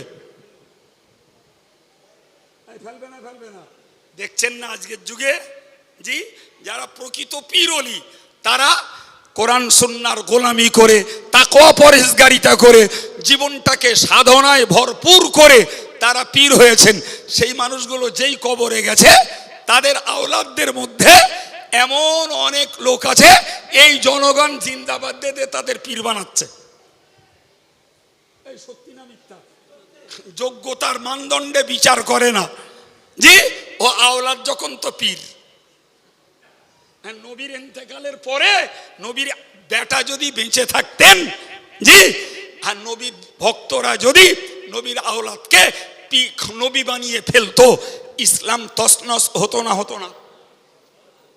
এই জন্য বুখারী শরীফে উল্লেখ করা হয়েছে যে নবীর পরে কোনো নবী পাঠানোর আল্লাহর ইচ্ছা নয়, যার ফলে নবীর বেটাকে শিশুবেলায় আল্লাহ মৃত্যু দিয়েছেন। আমি কি বলতে যে এত কথা আপনাদের বললাম, আমি বোঝাতে চাইছি ঈসা নবীর একটি মুজিজা, বিনা বাপে পয়দা হয়েছেন। এতে যদি লোকে ঈসা নবীকে খোদা বলে পুজো করে, আমার নবীর হাজারো মুজিজা, আর এই লোকেরা যদি ওই নবীকে পুজো করা শুরু করে, তাহলে এরপরে আল্লাহ নবী পাঠাবেন না। তাহলে দুনিয়া তো নতুন করে শেষ নবীর পরেও আবার শেরকে ভরে উঠবে। উঠবে না? উঠবে না? উঠবে। আমার আল্লাহ কোরআন শরীফে বলেছেন, লাউলা ফাদলুল্লাহি আলাইকুম ওয়া রাহমাতুহু লাকুনতুম মিনাল খাসিরিন। মহান আল্লাহ বললেন, যদি আমি আল্লাহর করুণা অর্থাৎ আমি আল্লাহ যদি দয়া করে আমার নবী মুহাম্মদকে তোমাদের মাঝে না পাঠাতাম, তোমরা ধ্বংস হয়ে যেতে। অতএব আমি নবী পাঠিয়ে দিয়ে তোমাদেরকে ধ্বংসের হাত থেকে বাঁচিয়েছি। এর জন্য তোমাদের শুকরিয়া আদায় করা উচিত, এর জন্য তোমাদের খুশি প্রকাশ করা উচিত। সুবহানাল্লাহ।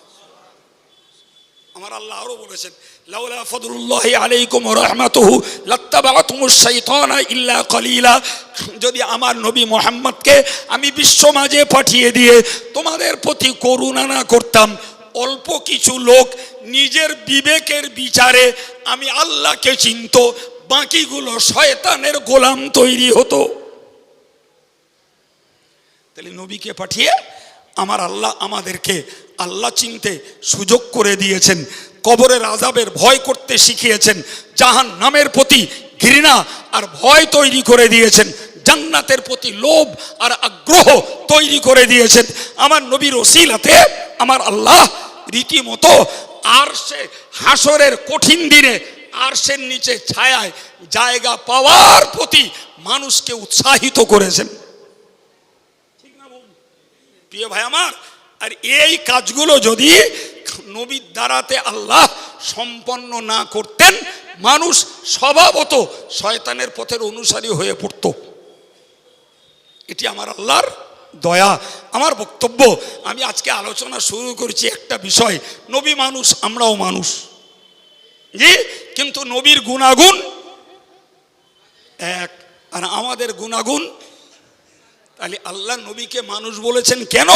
শুধু একটি কারণে, যাতে মূর্খ অজ্ঞ আবেগী লোকেরা নবীকে খোদার আসনে বসিয়ে পুজো না দেয়।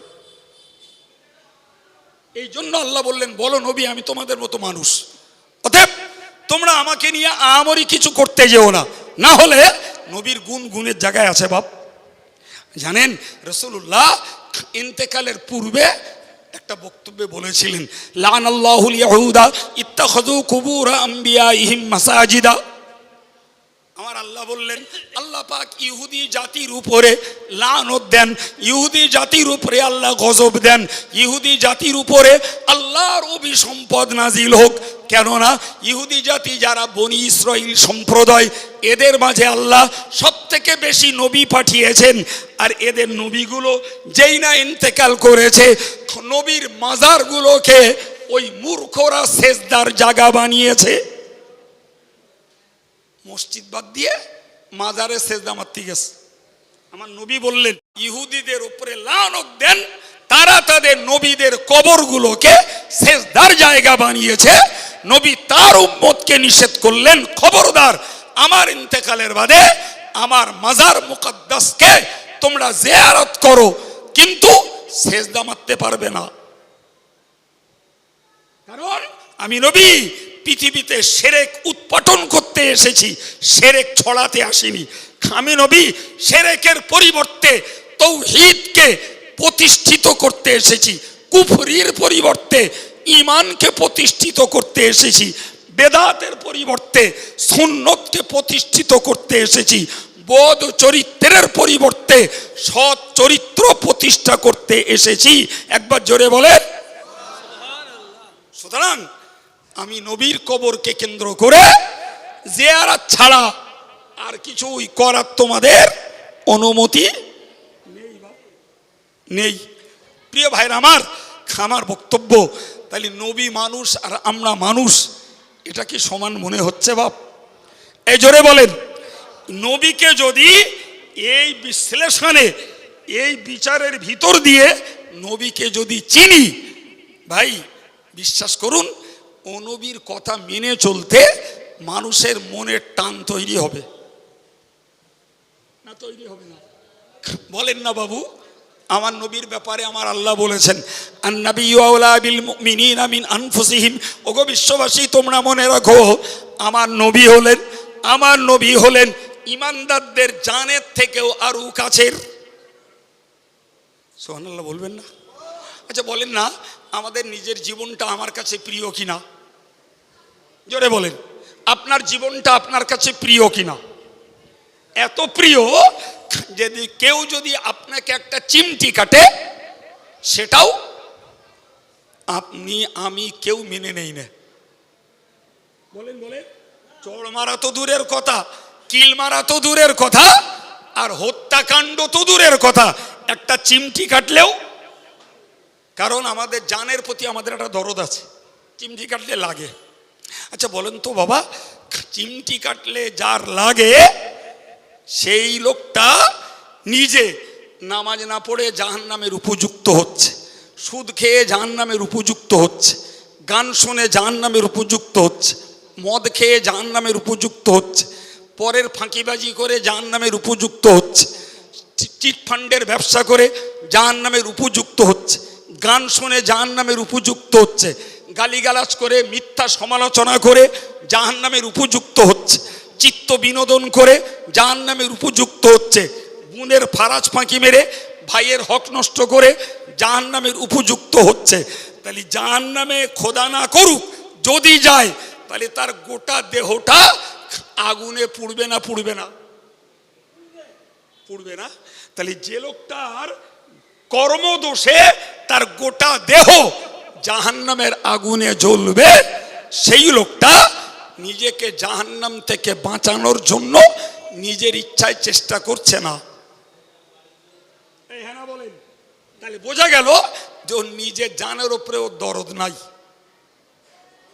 ওর নিজের জানের উপরে। সম্মানিত ভাইরা আমার নবী এখন মাজার মুকদ্দাসে, তিনি হায়াতুন নবী, তিনি জিন্দা নবী। তার সম্পর্কে কিতাবে উল্লেখ করা হয়েছে, ইন্নাহু ইউয়াদ্দিনু ফিস সালাতি, কবরে তিনি আজান দেন, ওয়ুকিমু ইকামত দেন, ওয়ুসল্লি তিনি নামাজ পড়েন, ওয়ুরজাক এবং তাকে রেজেক দেয়া হয়। সবাই মিলে বলেন বাবু।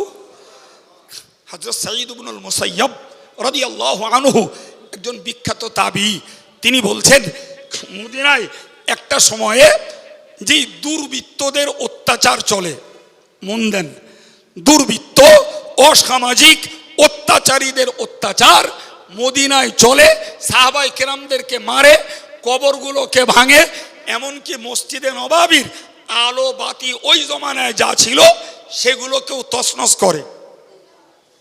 আচ্ছা, যারা মসজিদে নববীর আলোবাতি ভাঙছে, সাহাবায়ে কেরামদের মাজার ভাঙছে, জি সাহাবায়ে কেরামদের জিন্দা যারা, তাদের প্রতি অত্যাচার চালাচ্ছে, ভাই এরপরে বলতে পারা যায় এরা শান্তিপ্রিয় কোনো মুসলমান?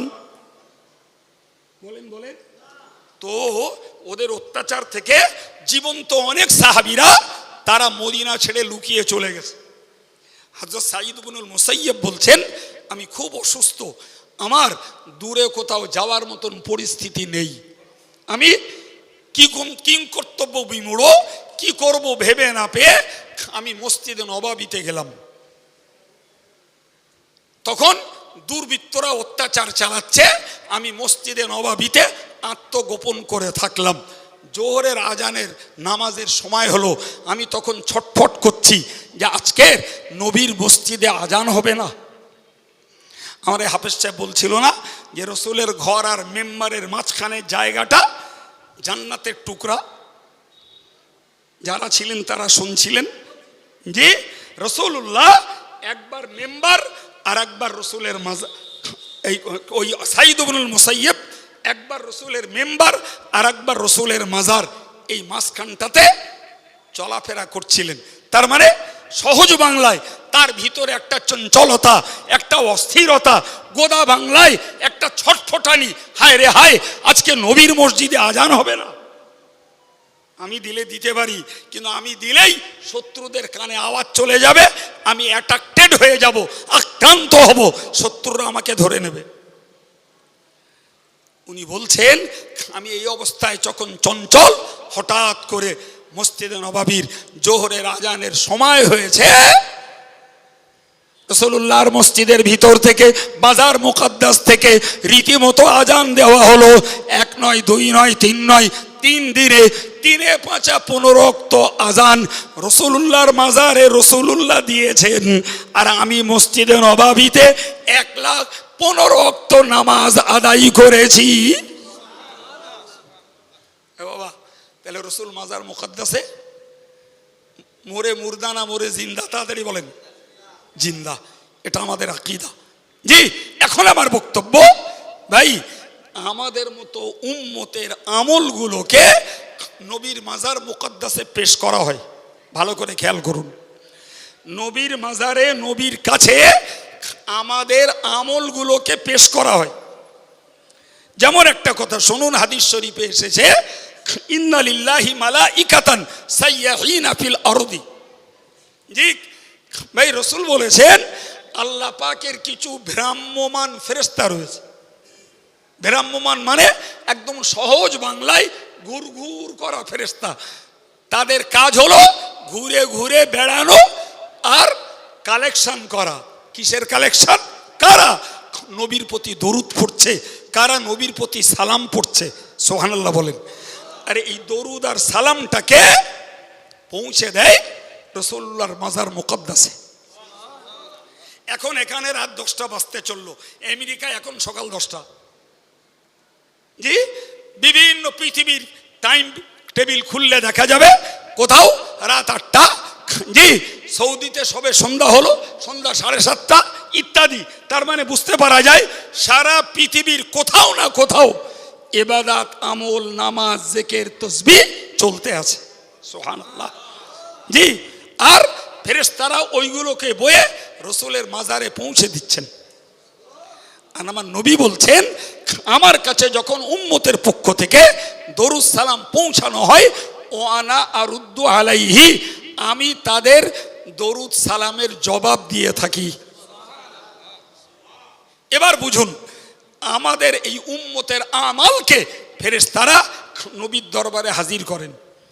আল্লাহ পাক নবী বলেছেন আমি যখন দেখব আমার উম্মতের নেক আমলের পরিমাণ বেশি, তখন আমি আল্লাহর শুকরিয়া আদায় করব, আল্লাহর কৃতজ্ঞতা প্রকাশ করব, আল্লাহ পাকের গুণগান গাইব। কিন্তু যখন দেখব আমার উম্মতের পাপের পরিমাণ বেশি, আমি আমার মাজার মুকাদ্দাস থেকে ওই পাপিষ্ঠ উম্মতের জন্য আল্লাহর কাছে ক্ষমা চাইব। আর একটু জোরে। ওই পর্যন্ত মনে রেখে এবার একটা কথা বলুন, ছেলে নামাজ পড়ে না, কটা বাপ হাত তুলে আল্লাহরে বলেছে আল্লাহ তুমি আমার বাচ্চাটার নামাজি বানাও, আল্লাহ যদি তুমি আমার দোয়া ওর জন্য কবুল নাই করো খোদা, অন্তত ওর নামাজ না পড়ার গোনাগুলোকে মাফ করে দাও। আল্লাহ ওকে অন্তত জাহান্নাম থেকে বাঁচাও। আমাকে বলতে হবে না বাবা, আপনার বিবেককে জিজ্ঞাসা করুন। স্ত্রী নামাজ পড়ে না, অ্যাডাল্ট মেয়ে নামাজ পড়ে না, ছেলে নামাজ পড়ে না, ছেলে তাস খেলে, জুয়া খেলে, ছেলে 5টা হারামের কাজে লিপ্ত। আমি একজন যোগ্য, বয়স্ক এবং দায়িত্বশীল বাপ, আমার ছেলের জন্য আমি আল্লাহর কাছে তার হেদায়েতের জন্য দোয়া করেছি কজন? তার জাহান্নাম থেকে বাঁচানোর জন্য দোয়া করেছি কজন? আর আমার নবী কবরে শুয়ে পাপিষ্ঠ উম্মতের জন্য ক্ষমা চাইছেন। এবার বলুন, কোরআনের ওই বক্তব্য যে ইমানদারের নিজের জান তার কাছে যত না প্রিয়, তার যত না কাছের, আমার নবী ইমানদারের তার থেকেও আরো বেশি কাছে। এ নিজে জাহান্নামে জ্বলবে, ওর ভিতরে ভয় ডর চিন্তা নাই, ওর বাপের নাই, ওর মান নাই, আর আমার নবী ক্ষমা চেয়েছে। তাহলে দরদ কার বেশি? জোরে বলেন। তাহলে নবী মানুষ, আমরা মানুষ সমান।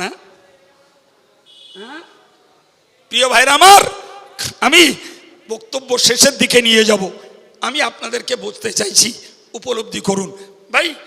হাদিস শরীফ এসেছে, রাসূলুল্লাহ বলেছেন আউয়ালু মা ইয়াখরুজু আনিল কবরি আহওয়ানা। প্রিয় নবী বলছেন যে কিয়ামতের দিনে ইসরাফিলের সিংহা ফুৎকারের পরে কবর থেকে সর্বপ্রথম উঠব আমি। কে উঠবে? জোরে বলেন। নবী। হুজুর বলছেন আমি সর্বপ্রথম উঠব এবং আউয়ালু মা ইয়াদখুলুল জান্নাতা হুয়া আনা, আমি সর্বপ্রথম জান্নাতে প্রবেশ করব। তাও সুবহানাল্লাহ বলতি আর একটু জোরে বলেন। আমি প্রথম জান্নাতে যাব, জান্নাতটাকে পরিদর্শন করব। পরিদর্শন করার পরে আমি হাসরের ময়দানে আসব। ভাই হাসরের ময়দানে আসবেন, বিচার হয়ে যাবে। বিচারে জান্নাতীরা জান্নাতে, জাহান্নামীরা জাহান্নামে যাবে। আমার নবী বলছেন আরেকটা হাদিসে, আনা আখিরু মান ইয়াদখুলুল জান্নাত ওয়া আনা। হুজুর বলেছেন আমি সর্বশেষ জান্নাতি। কি বলেছেন? আগের হাদিসে কি বলেছে? সবার আগে জান্নাতি। ওইটা ছিল পরিদর্শন করা, ওটা কি ছিল? আর সর্বশেষ জান্নাতি যখন রাসূল, এটা হবে তার স্থায়ী অবস্থান। এখন সর্বশেষ কেন যাবেন? প্রিয় ভাইরা আমার, এই যুবকেরা মনে রাখুন, ওই সেই নবী, যে নবী সবার শেষে জান্নাতে যাবেন, তার একান্ত কারণ হুজুর বলেছেন, খুব ভালো করে খেয়াল রাখুন, লিকুল্লি নাবিয়্যিন দাওয়াতুম মুস্তাজাবা। আল্লাহু আকবার। নবী বলেছেন প্রত্যেকটা নবীর জন্য আল্লাহ পাক অফার দিয়েছেন যে তার একটা করে দোয়া আল্লাহর কাছে অবশ্যই কবুল হবে। সুবহানাল্লাহ বলবেন না? এটা আল্লাহর পক্ষ থেকে নবীদের জন্য একটা স্পেশালিটি। বুঝতে পারেননি? জি, আমার দেশের সরকারের নিয়ম জানেন না, এমএলএ এমপিদের একটা খাস কোটা থাকে, থাকে না? থাকে না? জি, ওটা খরচের পাওয়ার তাদের, যেখানে করবে করবে, ওখানে সরকারের কৈফিয়ত দিতে হবে না। আমার আল্লাহ প্রত্যেকটা নবীকে একটা দোয়া কবুল করার স্পেশাল পাওয়ার দিয়েছেন। সুবহানাল্লাহ। আমার নবী বলছেন যে আমি ছাড়া প্রত্যেকটা নবী সেই দোয়াকে দুনিয়ায় কাজে লাগিয়ে ফেলেছে। কি বলেছে বলেন বাবা? প্রত্যেকটা নবী দুনিয়ায় কাজে লাগিয়েছে। আমার নবী বলছেন অখতাবাতু দাওয়াতি, আমি আমার দোয়াটাকে স্টকে রেখে দিয়েছি। সুবহানাল্লাহ বলেন। কি করেছেন উনি? স্টকে রেখেছেন। কি করবেন? আমার রাসূল বলছেন আমার দোয়াটাকে আমি স্টকে রেখেছি, কিয়ামতের কঠিন দিবসে ওই দোয়াটাকে আমার উম্মতের সুপারিশের জন্য আল্লাহর কাছে আমি কাজে লাগাবো।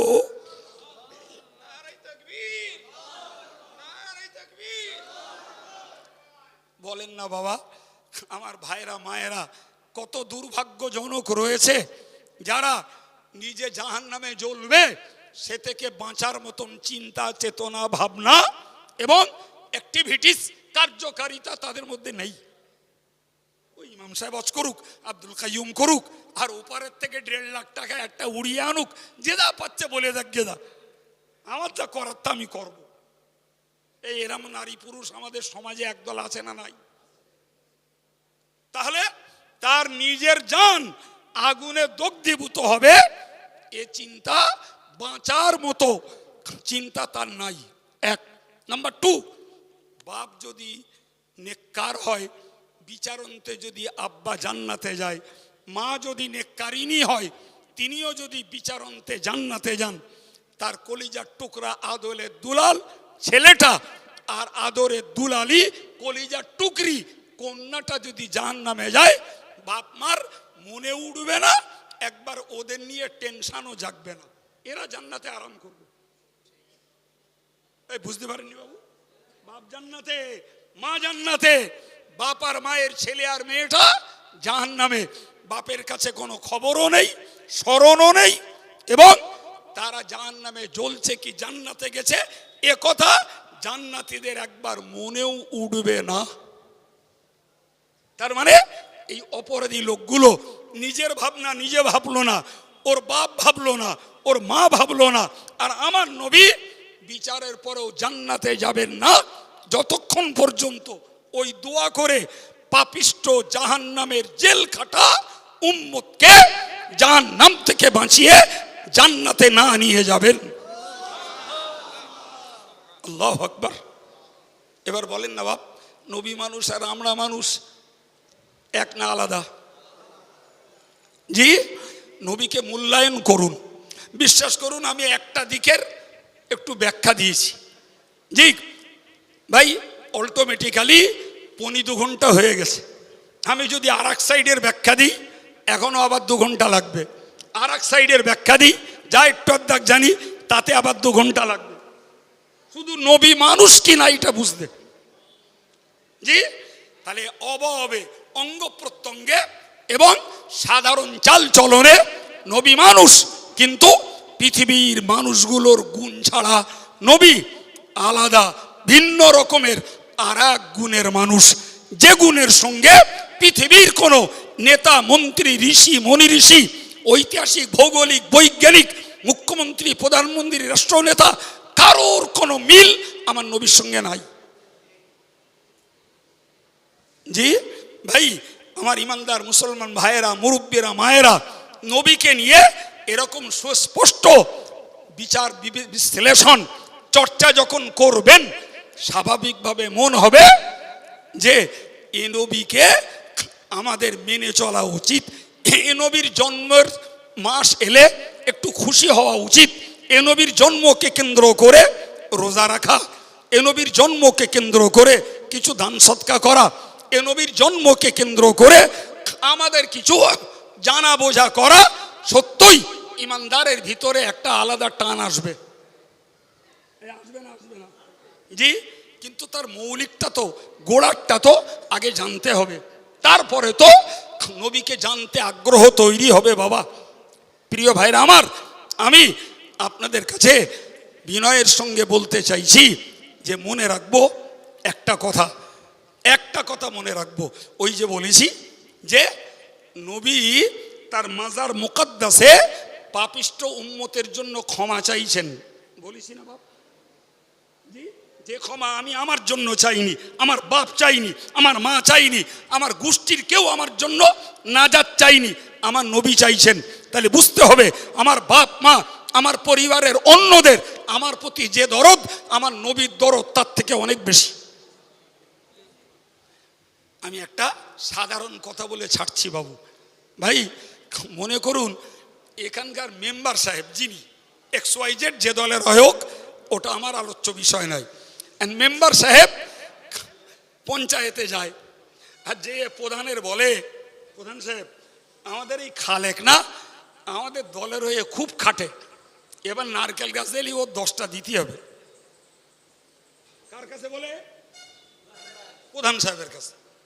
আবার 2-4 মাস গেল, জি প্রধান সাহেব মেম্বার সাহেব আবার একদিন বলে, প্রধান সাহেব আমাদের এই খালেক না একদম জান দে আমাদের জন্য লড়াই করে, এবারে ঘর এলি ওকে আগে একটা দিতে হবে।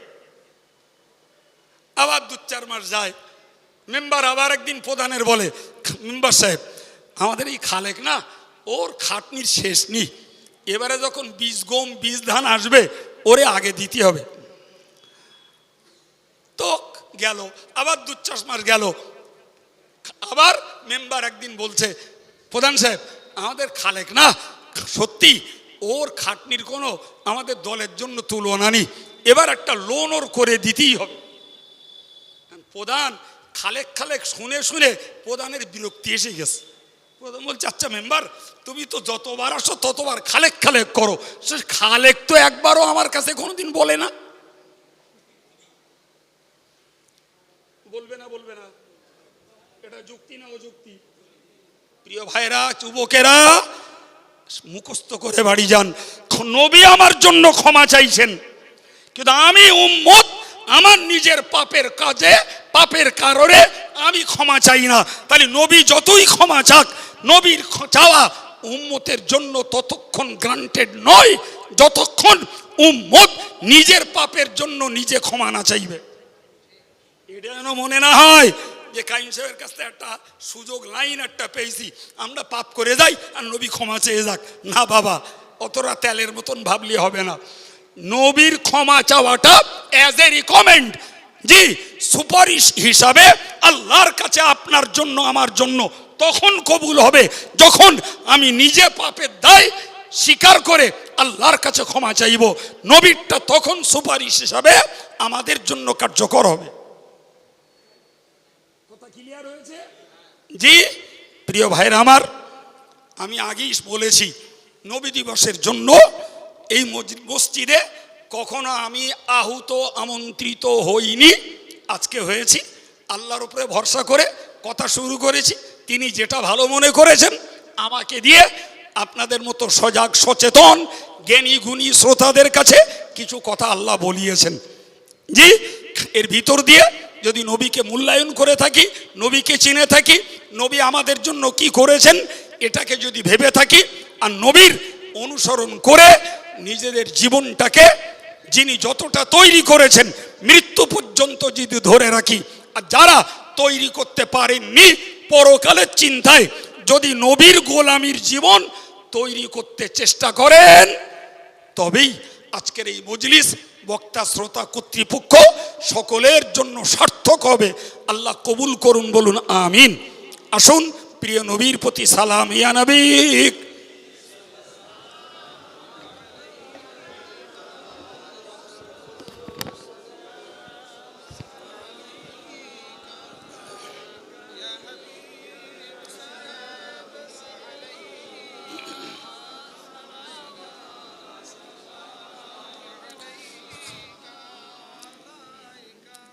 নবীদের সরদার সাজিয়া আসিলেন ধরায় নামিয়া, শোনালেন কোরআনের বাণী আমিনার নয়ন মনি।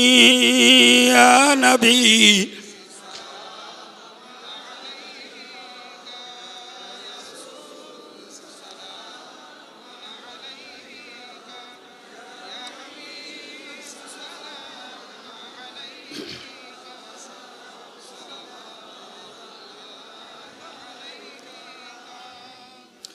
আমরা যে নবীর দিওয়ানা, তিনি যে মোদের ঠিকানা।